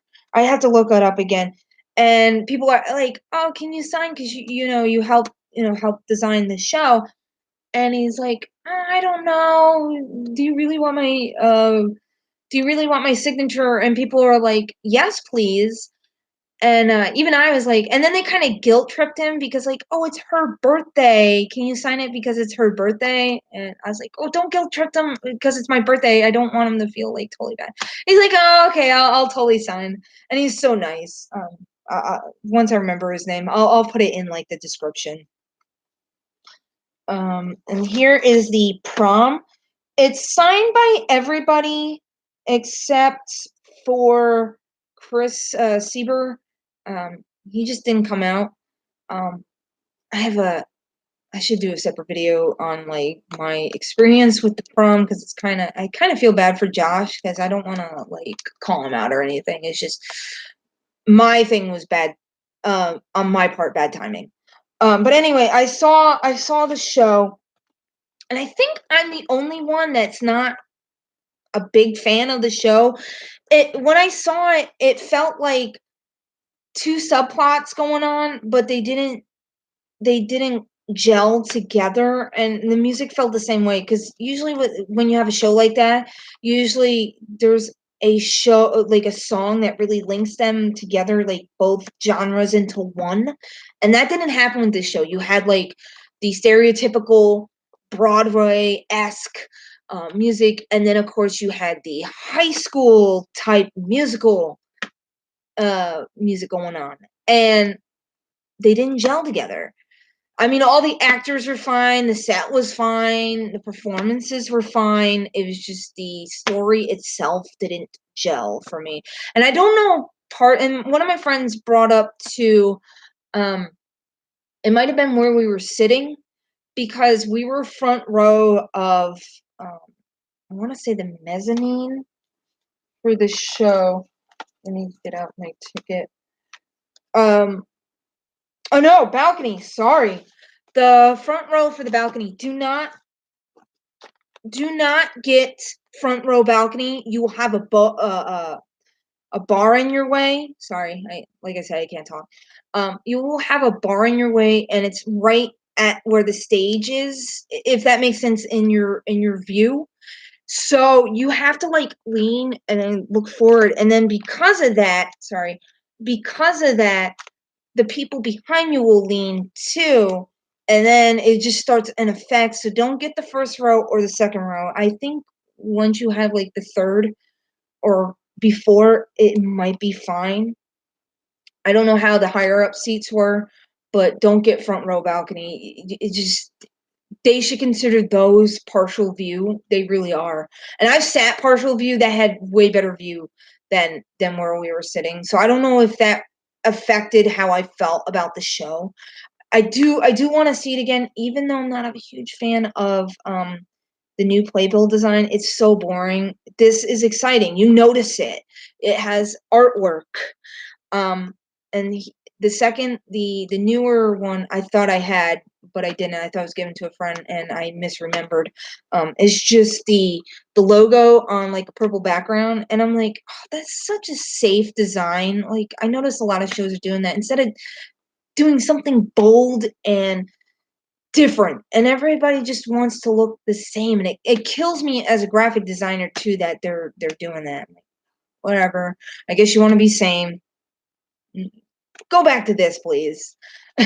So, and it's funny because somebody stage doored getting this sign, even though they had the newer one. I'm like, oh my god, it's old school. I'm like, didn't you just open? I don't know. So weird. This is just the mailer for it. And also, I want to say I was kind of disappointed with the show too because it was like my most anticipated show. Because I got excited about it at Broadway Con 2018 when they were handing out ribbons and talking about the show briefly at the, I forget what booth it was, but they were handing out ribbons for this show. But oh well. Just the way it goes. This is the Ferryman. This is one of my most favorite plays of the 1819 season. I really hope Patty gets nominated and wins, but at least nominated. He was so fantastic. I got it signed by Fanula Flanagan. She played Aunt May Faraway, or however her name is, sorry.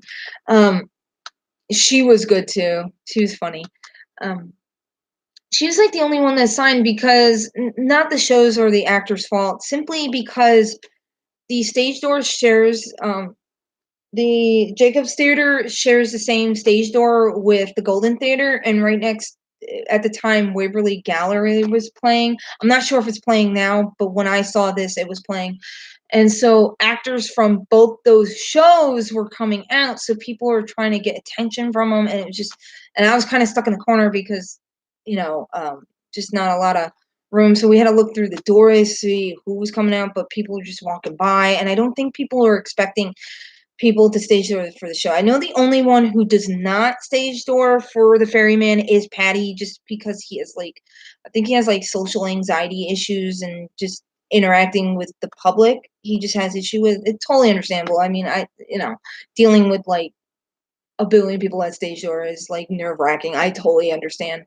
But I got hers and I loved her and she was so sweet. She was trying to get the other guy, the grandpa character. I'm so terrible with names. She was trying to get his attention, but he just like he kept on walking. She's like, I'm so sorry. I tried. I was like, don't worry about it. You tried and that's awesome. Thank you so much for helping. And I'm very appreciative of that. But hey, I did get it signed at least, by one person, so I'm happy with that. I might try again with the show to stage door, but it just depends on like timing and stuff. And if not, oh well. Desperate Measures, the third and last time I saw it. I saw it the week before it closed. Another show that closed way too early before its time. And I love this show. And of course I got it signed again. I love everybody in this show. It was a fun and funny show. If you read the description for the show, it kind of sounds corny. It's not. It's campy, but it's like fun campy. And that's what I loved about the show. And it owned its camp too. Shows that don't do that and then try to take themselves seriously end up so super corny and like cringy. This one is not. And it owned its brand. Because once again, this is based on Measure by Shakespeare. but they switched it up. This is what I'm talking about. When you switch up Shakespeare, it's actually a lot of fun. But when you just have plain Shakespeare, it's like, oh my God, put a nail in my head, please. Sorry. But anyway, they switched it up, had a lot of fun, add music to it. I actually saw it off Broadway the first time when it was at the York Theater, and then I saw it a couple times at New World Stages at Stage 4. And now I'm wondering if the play that goes wrong, that's closing in January, later in January, is going to take over Stage 4 spot. And if it is, I still want to go to see that. And I'm like, revive Desperate Measures, please. That's all I want to say. Another favorite play of mine, Torch Song. This one was really good. I hope this one gets nominated for a lot of things. I mean, Best Actor, Best Supporting Actress, supporting actors too were really good. Set design, lighting, like it deserves a lot of nominations. And Michael Urie is another one who deserves best lead in the actor, best lead actor. Sorry. But yeah, and this one's closing today too. I'm like, what is up with January 6th today? Just all these great shows and musicals that are closing today. I'm like, why? And this one I thought this one would sell out because it sold out to Tony Kaiser. That's the only reason why I didn't see it off Broadway, and I didn't have time.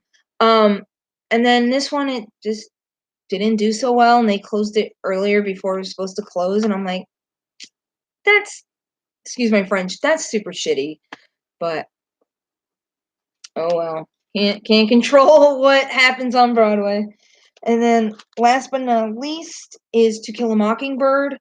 I got to see this because of LinkTix. It's the only way I could afford it because I know the tickets for this are expensive, and it's like breaking records because of how well it's doing in advances and at the box office.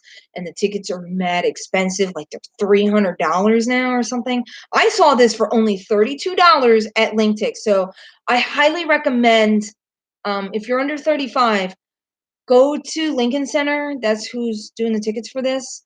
And sign up for LinkTix. It's free. And then you get like super cheap tickets. And it's $30 plus a $2 fee. That's why it's 32. And that's how I saw it. And I bought the tickets in August because To Kill a Mockingbird is one of my favorite movies. I actually prefer the movie over the book. And I actually like the play more than the book. So I'm like, I know all these like purists are like, Aaron Sorkin ruined the To Kill a Mockingbird and put adults as children. And I'm like, that's actually genius. I liked how, you have Gideon Glick as Dill, and then you have I'm gonna screw up her name. Sorry. You have this one. I always have trouble with names. Yeah, Celia Keenan Bolger as Scout, and then Will Pullen as Jem. And Gideon Glick, of course, played Dill, and they all played the children, and they acted like children. They just so happened to be adults, and because they're dressed in, what the kids would wear, but they are acting as children. They just so happen to play as adults. And then, of course, you have Jeff Daniels as Atticus Finch, and some people are so curious about this because they're like, oh, Gregory Peck is the only best.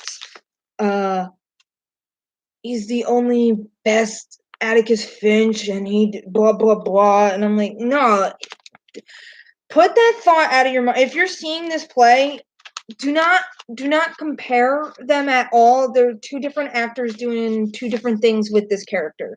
He does his own spin on Atticus, which I appreciated. He didn't do an impersonation or tried to do what Gregory Peck did in To Kill a Mockingbird, and it was fantastic. It was so much fun. The stage door, however, that one was interesting.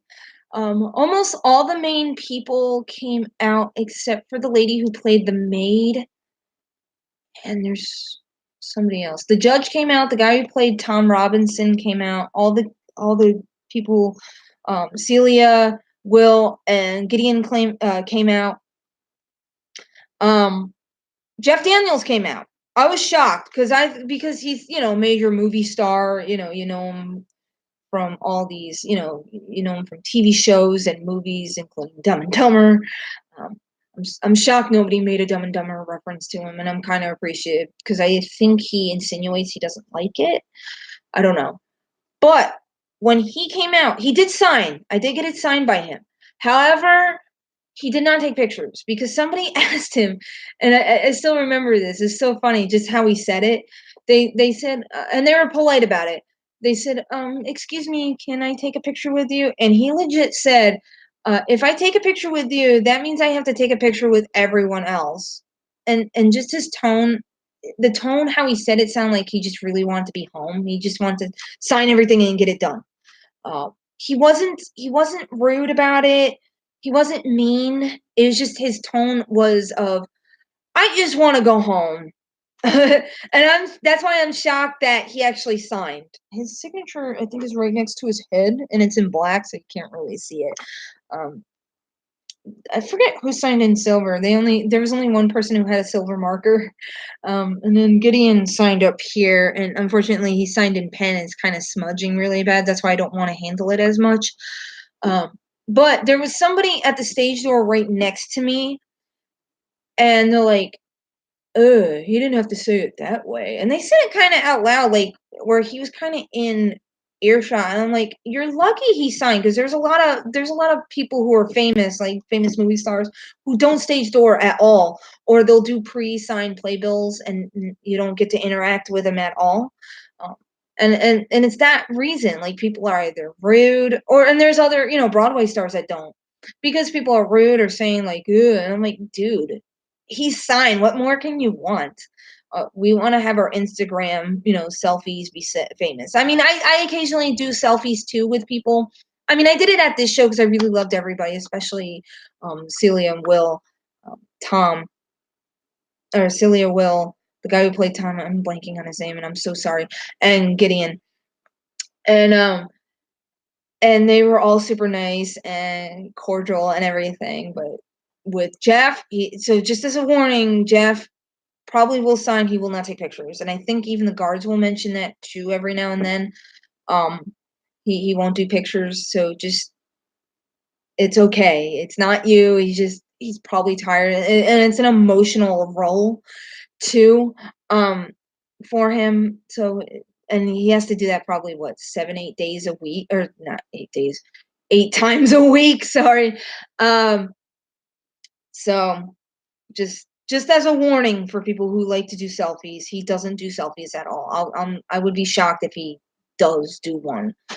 Maybe if there's like one person at the stage door. And also the stage door wasn't crowded at all. And it might have been that day was cold too. And Schubert Alley is really super windy, always, and it's winter, so it's cold. So now a lot of people stood outside the stage door, and I'm shocked the amount of people who came out to stage door. I was like, wow, people actually came out. It's cold. I don't blame them. Behind here is just a little show that I saw,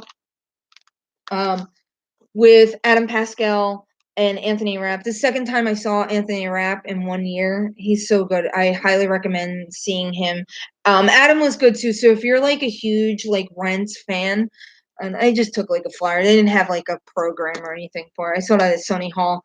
I highly recommend seeing them. They're excellent live, especially Anthony. See them. I know they have a show next weekend, January 12th. I think they mentioned it in the flyer. Oh no, sorry, January 13th. I don't know if it's sold out or not, but if there's still tickets, go and see it. It's so much fun. They don't stage door. Because me and a couple people just waited, just out of curiosity. If they weren't going to do pictures, I would have totally done signatures. But nobody stage door, and I heard Adam really doesn't stage door, especially if there's like a lot of people. That's what I heard. I don't know. I've never met him, so I don't know how he is. I've met Anthony before, and he's a super sweetheart. I hope to meet him again at Broadway Con in a few days. So, and now we're on to the third and final thing, which is my Raw as far as the collection. Before I get to the playbills and flyers and stuff that I got for him, I want to do like the merchandise that I got for him, just to get that out of the way so I can like pile all these playbills and I have to reset them back into other binders again. So let me do that first. So first up is, let me get it in order.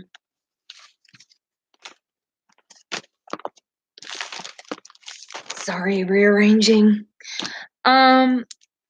First up is this is the first ever cast photo that I know of that he's in. Let me see if you can see it. Sorry for I have big windows, so you're gonna get a lot of light. This is him in Mixed Blessings in 1988, I want to say, and it's his first ever professional role. I've been trying to find like any sort of paper flyer or program for the show. This popped up on eBay, and he wasn't even listed. Raul wasn't even listed in this. And I just so happen to have different settings for eBay that alerts me when certain things, and it said Mixed Blessings, Coconut Grove House, and I'm like, no way! It was picturing, and it's first ever cast photo, and he's wearing like he's wearing like a Guns N' Roses t-shirt. He's like the epitome of he's like the greatest example of 80s wear ever, because he has like the silly vest and like the sunglasses on a chain, and then the buttons, and then the Guns N' Roses t-shirt that I swear to God everyone from the 80s wore. 'Cause my sister has that shirt. And I remember her wearing that shirt actually in the early 90s, but for that time setting. But this is from 1988. So that was pretty cool to find. Next up is, I got two things from Rocky Horror Picture Show. I have the hat, and I literally got this for only $5. It was in a bin full of hats, and I also picked up a bunch of other hats too, including the Who's Tommy hat, and I also bought a Bonnie and Clyde hat, which I'm trying to sell. So if you're interested in that, please comment or message me on Twitter or Tumblr, and we can set that up. But anyway, got this for $5, and a friend got this for me. It's the souvenir program for Rocky Horror Picture Show, or sorry, Rocky Horror Show. The picture show is a movie, and it's really cool. The pictures are huge and nice, and that's what I love about it. And here's Daphne, who I really hope to meet Daphne, because they got a lot of going on for Broadway Con, to see who you can meet and autograph or pictures. I hope to meet Daphne because she was Magenta. She played Riff Raff's sister, and or here's Magenta actually, because she played the Usherettes too. And here's Raul as Riff Raff. I'm also gonna be cosplaying as Riff Raff, as his version of Riff Raff. It's gonna be gender bent just because of how the shirt is, and I really can't hide boobs. So so it's gender bent, but it's still in the same vein as his character. But my friend got this for me at Broadway Flea, so that was pretty awesome to find for her to give to me. So I was like, yay. And then lastly, not Broadway, but still part of his collection, so that's like the only exception, is his shirt from Chilton, or his Chilton shirt from Hannibal. Sorry, I wanted to say Hamilton. Ugh, I've been saying Hamilton a lot. But this is from Hannibal season 2, episode 6. Can't remember the name right now. I should write it and put it on the bag. And I also own his prison outfit from the same season, but the next episode, when he gets caught for supposedly murdering but didn't. Oh, well, if that's a spoiler for you and haven't seen it, that's what happens. But this is the episode prior, and it's really weird on camera. It looks like white, but it's not. It's like super duper pink, because even on the show, it looks like almost green or white, just how the color correction that they used for that show. It comes out like really white, but I promise you, it's like pink. really super pink, but it's not even showing on this camera. You would have to see it in real life to see how pink it is. But bought this off from a friend because she originally bought a set of 5 shirts, and then she needed to sell some, and I was like, I'm interested in one. I was actually interested in 2, but somebody already snagged the one that I wanted, but luckily they didn't want this one. I was like, I actually like the color of this shirt and how stripy it is. So now I own his regular outfit and now just part of his outfit and his prison outfit. So on to the playbills for him. For Raul Esparza. So first up is not really a playbill, but it is a program to, oh man, they're all out of order. Sorry. But it is called All We Can Handle, and this one is from the Belt Theater, and the other one that I own is from Joe's Pub in the Public Theater when he did another reading for it. The one in the Belt Theater, I've been trying to find a date for it, and I cannot find it. And if anybody knows the date for the Belt Theater version, please let me know. The both of these are actually reproductions of my friend Jody's pamphlets because she's like, I'll photocopy it for you if you want that. I'm like, yeah, sure, because you never find these paper things ever. Just as a heads up, if you collect for Raul Esparza or any Broadway actor, if they do like one of these one-off readings, usually it's just like a piece of paper and that's it. And usually those get thrown away. You'll never find them, like, difficult to find. Or unless you have a friend that goes to them and is willing to give them away. That happened with another show called Lightning, and a friend gave me theirs, which I'm super appreciative of. But this was like 2002 when he did this. This was before he did Taboo. But she did a copy of hers, so that was awesome, and I'm very appreciative. Thank you so much, Jody. This is wall-to-wall Sondheim. This is like a flyer for the program. I've been trying to find the program because I am curious about one thing. This one is kind of a strange one in the Raul Esparza collection because he is listed in the show. Where's his name? Right under Michael Cerveris, but he's right here. If you can see his name. Yeah, there it is. But however, when the actual show happened, he's not listed at all on this one like huge Stephen Sondheim website that lists all of his shows that he's ever done and lists all the performers that were in these shows. And Raul's not listed, so I don't know if by the time between when the flyer came out for this show and when the show actually happened, he dropped out. I don't know. That's why I've been trying to find a program for this. Like when I went to see Raul at the Wall to Wall Steven Schwartz show, he was of course in it and he was listed in what songs that he did in it.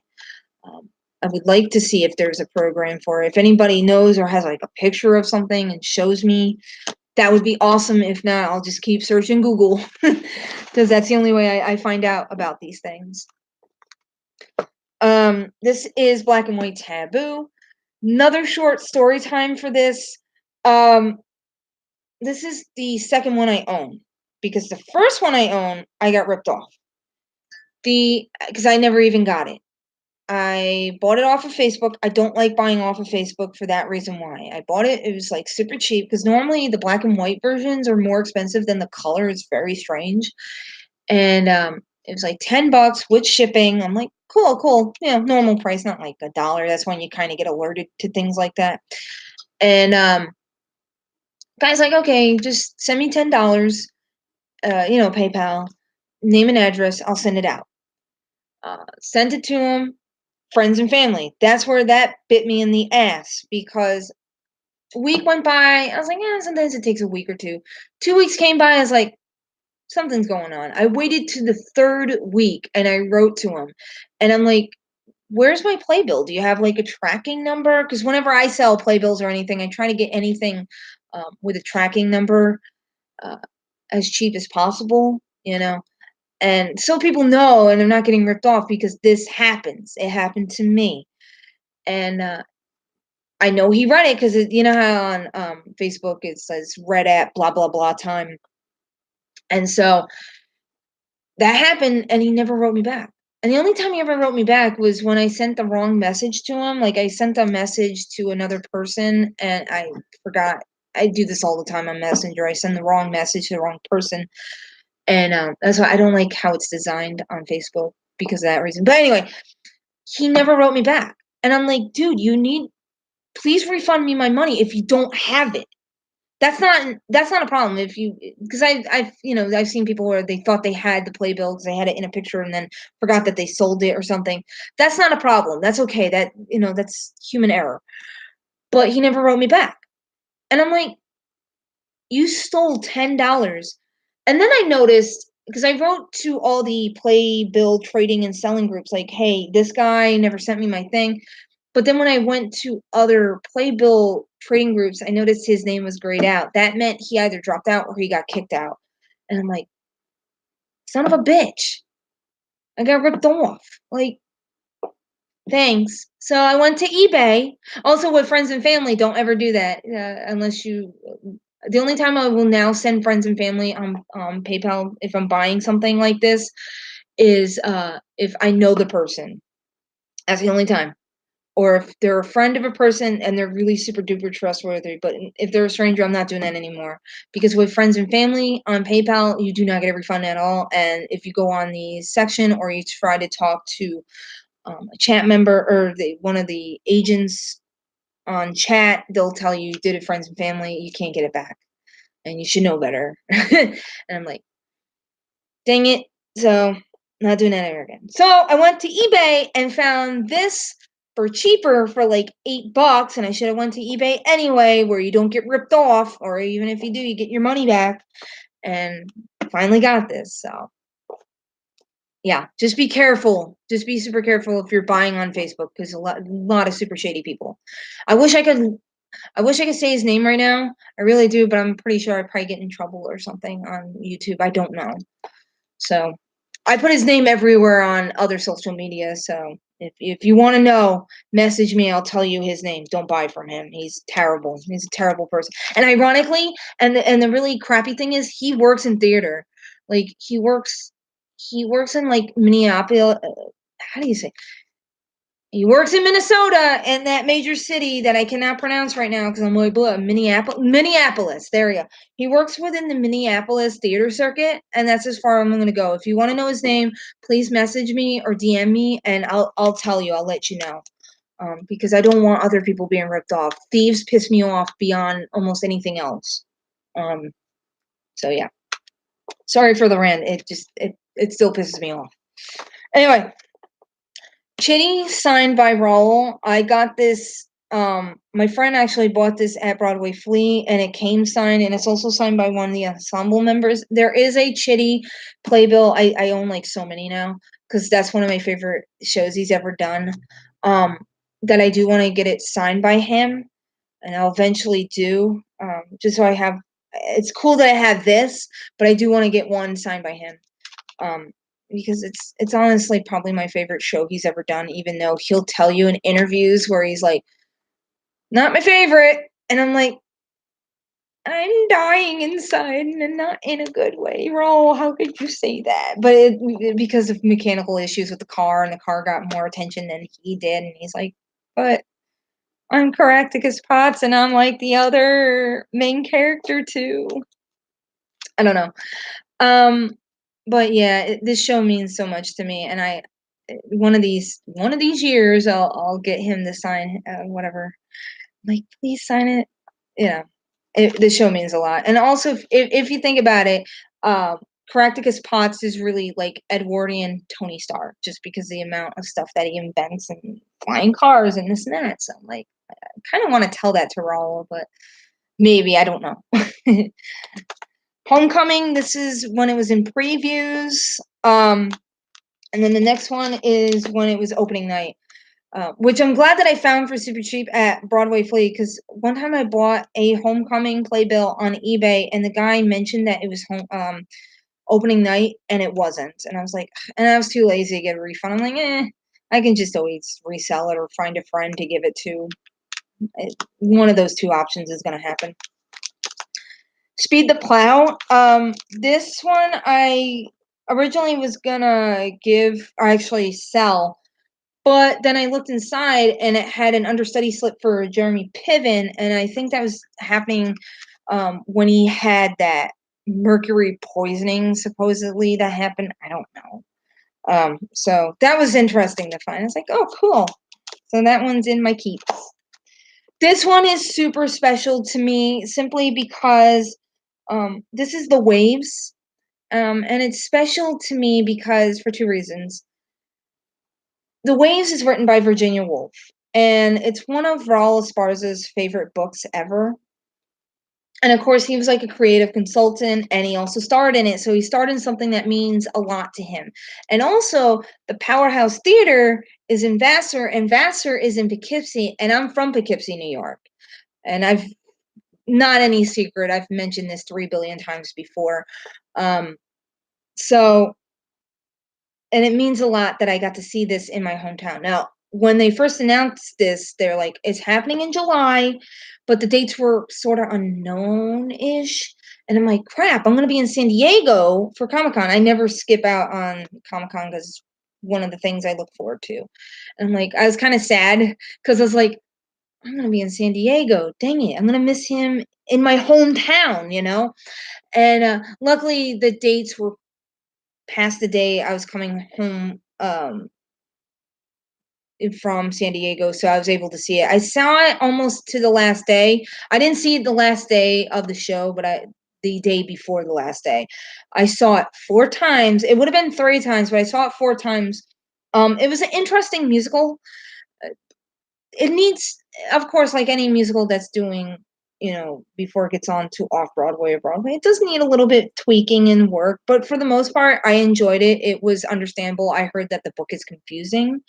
I do own the digital book, but I haven't read it yet because I am like the world's laziest reader.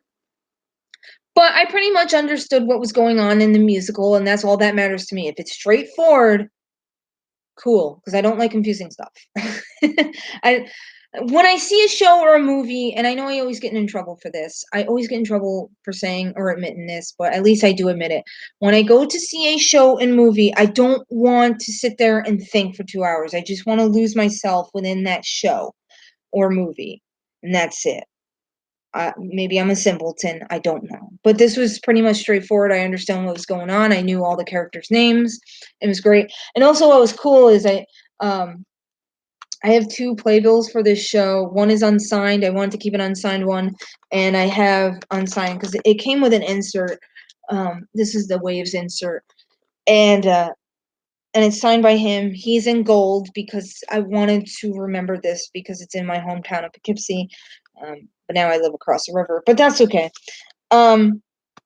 But yeah, I got it signed. I got signed by all the actors in it. It took me a couple tries to get everybody because the only people the first time I stage doored for the show, I met Lauren, who I didn't realize was married to Kyle Jarrow, and I didn't realize that until he actually went to one of the shows, and I was like, "Oh, hey!" And he actually remembered me because of the of our talk at that one SpongeBob panel. And we shook hands and we talked, and I didn't realize that was his wife. I was like, "Oh, that's pretty funny." But yeah, but she was super sweet. I got a picture with her, and I also got a picture with Raul. I wish I had a picture with everybody else. My favorite signature though on this is Alice Ripley's, like other than Raul's. But Alice Ripley has like the coolest signature ever. It's so alien and bizarre and awesome, so you automatically know it's hers. And I also got it signed by uh, the co-composer Adam Kwan and Lisa Peterson, who did the book for the Waves musical. I wish I got Matt Ament, who was the music director, but he was also like the he was also like the 7th main character because he was playing the piano, but mostly Raul as Bernard interacted with him, including like kicking him off the piano and playing like 5 chords or whatever. That interaction was hilarious too. But yeah, I saw this 4 times. It originally would have been 3, but my friend Carolyn gave me her ticket for the sold out Saturday night show. And I was so appreciative because she's like, "Oh, I'm going to go home now. I don't want to be late to my hotel and blah, blah, blah." Because she actually took a train up to the Waves, and I picked her up when she came in, and I also dropped her off. Um, and she survived me parking, doing parallel parking, which is the first time and probably the only time I ever done it perfectly. I'm not bragging. Like, you can actually ask her. She's like, yeah, she did it first time ever perfectly. I was like, I even shocked myself. But yeah, so I saw that 4 times, and then the last show in this for my Raw, as far as the collection, is The Irresistible Rise of Arturo Ui, and this was one of the best stage door experiences ever, just because I made stuff for the show, which all the actors actually liked. I was so excited about that. And they all signed it. You can't see here because I have tickets and a flyer in the way, but including Raul. He actually stage doored the first night. Um, he was like 50-50 on stage dooring with this show, so sometimes he would, sometimes he wouldn't. So I know some friends who never met him still haven't met him because he didn't stage door. I'm like, I'm so sorry. Like, dude, you met him a billion times. I'm like, I know, it's just the luck of the draw. Like, I've seen him, oh my God, I've seen him in shows total now, I want to say at least 18 times, but I've only met him like 9 times. So with me, it's 50-50. So I saw this show 6 times. Another interesting show. It's an allegory to how Hitler got into power, and they also made mentions, not symbolism more than in the play, of how Trump got into power too, especially with the sound design that they did, especially at the end of Act 2 when they put "Lock Her Up," and I'm like, didn't need to do that, but whatever. I'm not in charge of the sound design, and I'm not John Doyle, so. But personally, it didn't need to be in there because you kind of got it just from the play itself. Um, it was one of those plays though that you really needed to read the book or the script or the play, whatever it's called, before seeing the show, because if you know John Doyle and you know how he works, he always does minimal. Minimal is just how is his theme, and that's what he's known for. And he did that for Company when Raul was in Company with, for that, and he did minimal set design and kept the orchestra the same as the actors. And with here it was like minimal set design, minimal costume design, everything. And because of that, the at up to 4 characters were played by the same actor. The only one who stayed the same was Raul. He only played Arturo Ui. And then the next one was like Eddie Cooper, and he played 2 characters. He played the prosecutor and his buddy Roma, and that's it. Everyone else played at least 2 or 3, and there was one guy that played 4 characters, which that's crazy. I think it was George. George might have played like 4 different characters. I have it written down because the first time I saw it, even though I read it, I was like, "What's going on?" And then I saw it 6 times because yeah, because I actually like George too, because I saw him in you can't see it here, but his signature actually has a heart on it. And because I told him, I was like, I actually saw you at the band's visit, and you were awesome. He didn't really sing or act in it, but I mean, he did act, but he played an instrument. I don't know what that instrument was called. It looked like a fat guitar, and I know that's not what it's called. I'm just terrible with instrument names. And so I saw Arturo Ui for him too, and then I got to know, all the others like Eddie and Tom, and met Raul a couple times. That was met him for this show. Once again, 50-50. I met him 3 times. Because I also saw, which I'll show ticket to too, which just now fell. No. This is the December 1st show that I saw. The matinee and evening, and then here's the ticket for the Classic Conversations, which was his interview with John Doyle and partial concert. And met him the third time there.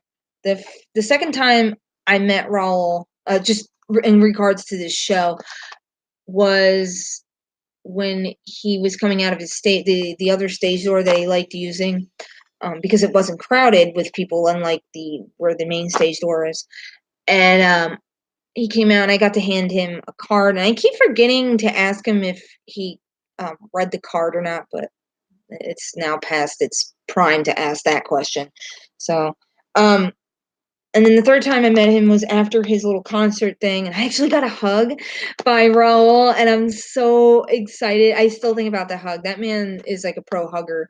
Like, I got a hug for this show. I got a hug from Tom Sesma and Eddie, which is awesome because now I always joke that 2018 was the year of the Coopers, because I met Lily Cooper dressed as SpongeBob at Broadway Con, and she actually loved my umbrella because it was designed like the jellyfish umbrellas that you see in the show, just more miniature.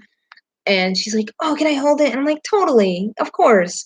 And I got a picture with her, and she enjoyed my cosplay and that. And then when I met Eddie, I made posters for all the actors for this show, and they all loved him. And he didn't open his yet, but he's like, "Oh, so can I get a hug?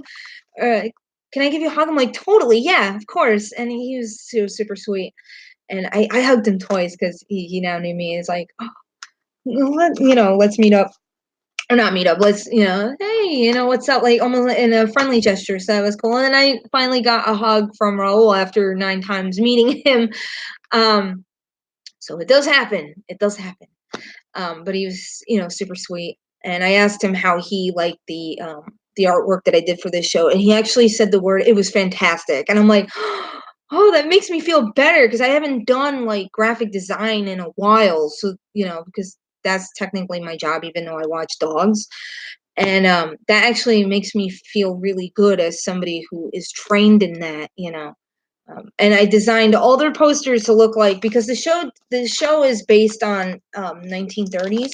So I designed all the posters. They were mostly parody posters of either 1930s politic or campaign posters or movie posters. One of them was like a newspaper that was done for George, and the rest, and a couple of them I made them look like movie stills from like 1930s film, because that's what I love doing, is either coloring in black and white photos, or making photos look like not from this era, like they're not new. And I take pride when people are like, "Oh my god, I thought it was from that era," or "Wow, you made me look like I was in the 1930s or 1920s." I just take pride in that. But yeah, I saw the show 6 times. I saw it when it first opened on October 30th, October 31st, December 1st, both the matinee and the evening. And then I saw December 9th matinee, and then I saw Raul in his concert. And then finally I saw it on closing.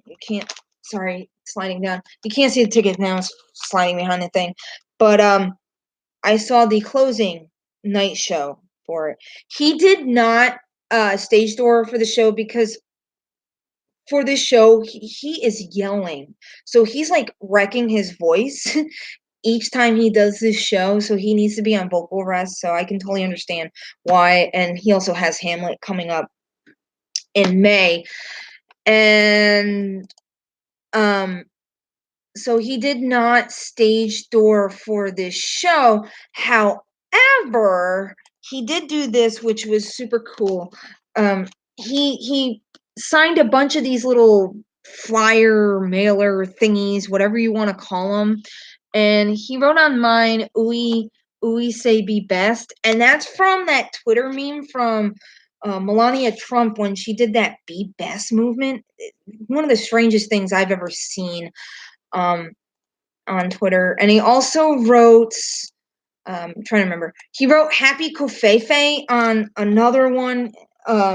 And then he said all the best wishes from Arturo Ui on a third one. There's a fourth one. I think he just did a generic Arturo Ui from Raul Esparza. And But I thought that was cool that he did that, because I know some people wanted him to stage tour, but I'm like, he's yelling at the like at that monologue slash speech that he's doing it very Hitler-esque, where he's like screaming and yelling and being all angry, and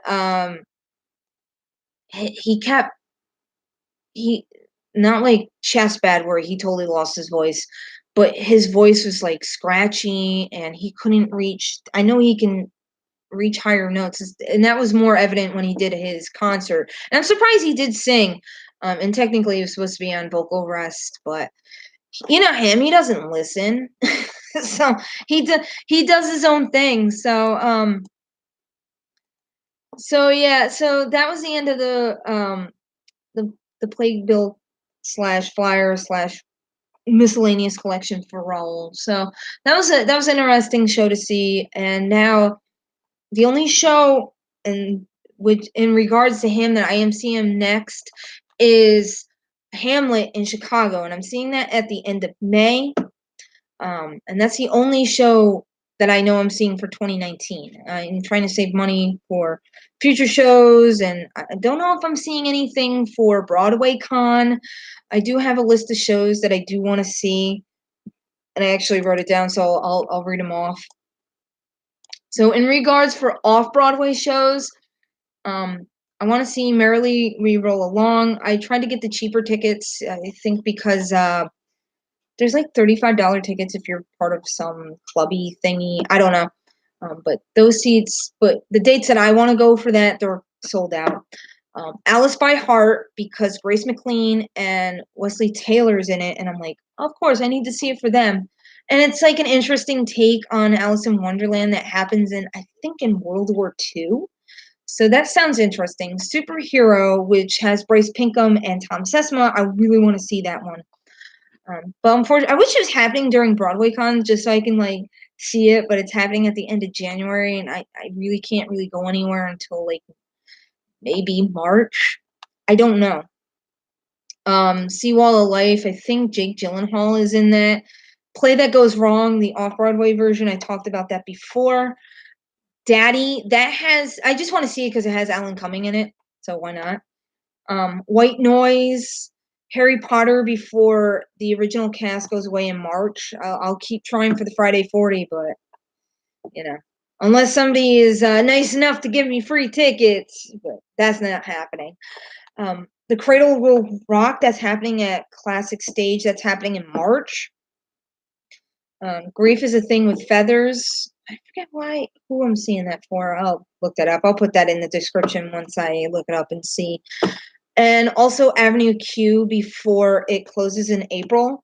I've been meaning to see that for a long time because that show actually opened on Broadway while I was in high school. So that was like 2003, 2004. So that's how long ago that was.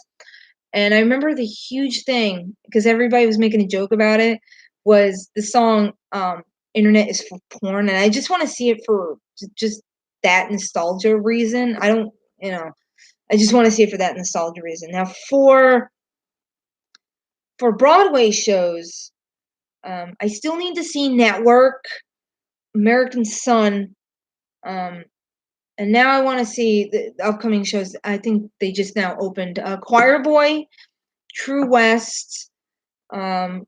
I still need to see Mike Birbiglia's the new ones before it closes on January 20th. School of Rock before it closes on January 20th. Be More Chill, even though I'm not looking forward to that audience at all. Kiss Me Kate, Ain't Too Proud, just because I like the Temptations, and I heard pretty positive reviews, either mixed or positive. I didn't really hear anything negative about that musical. King Lear, I think there's somebody, I think isn't King Lear being played by an actress?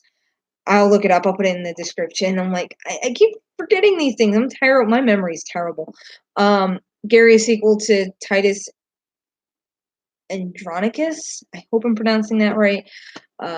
Because Nathan Lane's going to be in it, and even though he's a good actor, so why not? Burn This, Oklahoma. I do want to see it because it's going into the Circle in the Square Theater. And I wanted to see that off Broadway, didn't get a chance to. And I heard that was super good. Hadestown, I really, really want to see that one. I know it was off Broadway. No, was it off Broadway? Something like that. Then it went over to the West End, and now it's coming over back to Broadway. So I really want to see that. And then last but not least, I do want to see Beetlejuice the musical. My friend saw it in Washington D.C. Had nothing but good things to say about it, especially Alex Brightman as Beetlejuice, and I'm not saying it the third time. So I really want to see that musical. Um, so much. It's opening in March, so I'm hoping to combine a lot of, maybe I'll make like a week or a weekend out of March or April, if I don't get a lot of dogs. Dogs are going to come first before I see shows, because right now I'm running low on money and I need to make money. I have money for Broadway Con in Chicago, but I do not have money for right now for San Diego Comic Con. So I gotta have my pupper. I gotta have Max. Hey, say hi, Max. Um, have him help me get more dogs so I can see more shows. So I have money for San Diego Comic Con and Broadway Flea, which usually happens the third weekend of September, but unlike last year where it happened on the last weekend because some UN thing was happening. So those are my plans for like 2019 right now. I really hope to see a lot of shows or be surprised and see a surprise show. That happens a lot too. Like I don't intend to see certain shows and then a friend's like, "Can you tag along?" I'm like, "Sure." And so that's always fun. But that's it for all the playbills that I collected for 2018. I plan on doing another one of these, and maybe it'll be not live stream, but in a more structured, edited video at the end of 2019. I don't want to do where it's like every month because I don't go to New York City every month. I only go like every now and then, and it'd be silly to do every month. So I'll just do it at the end of the year, do what I just did, and I'll do it in the three structures that I did. Shows I never seen, or dates I never seen, shows that I did see, and of course my ongoing Raw Esparza collection. So thank you for watching this live stream. I'm gonna end it now, so if you missed it, it'll be in the public videos, and you can watch me ramble on for over 2 hours like a crazy person. So, because I just talk a lot. So thanks for watching. Bye.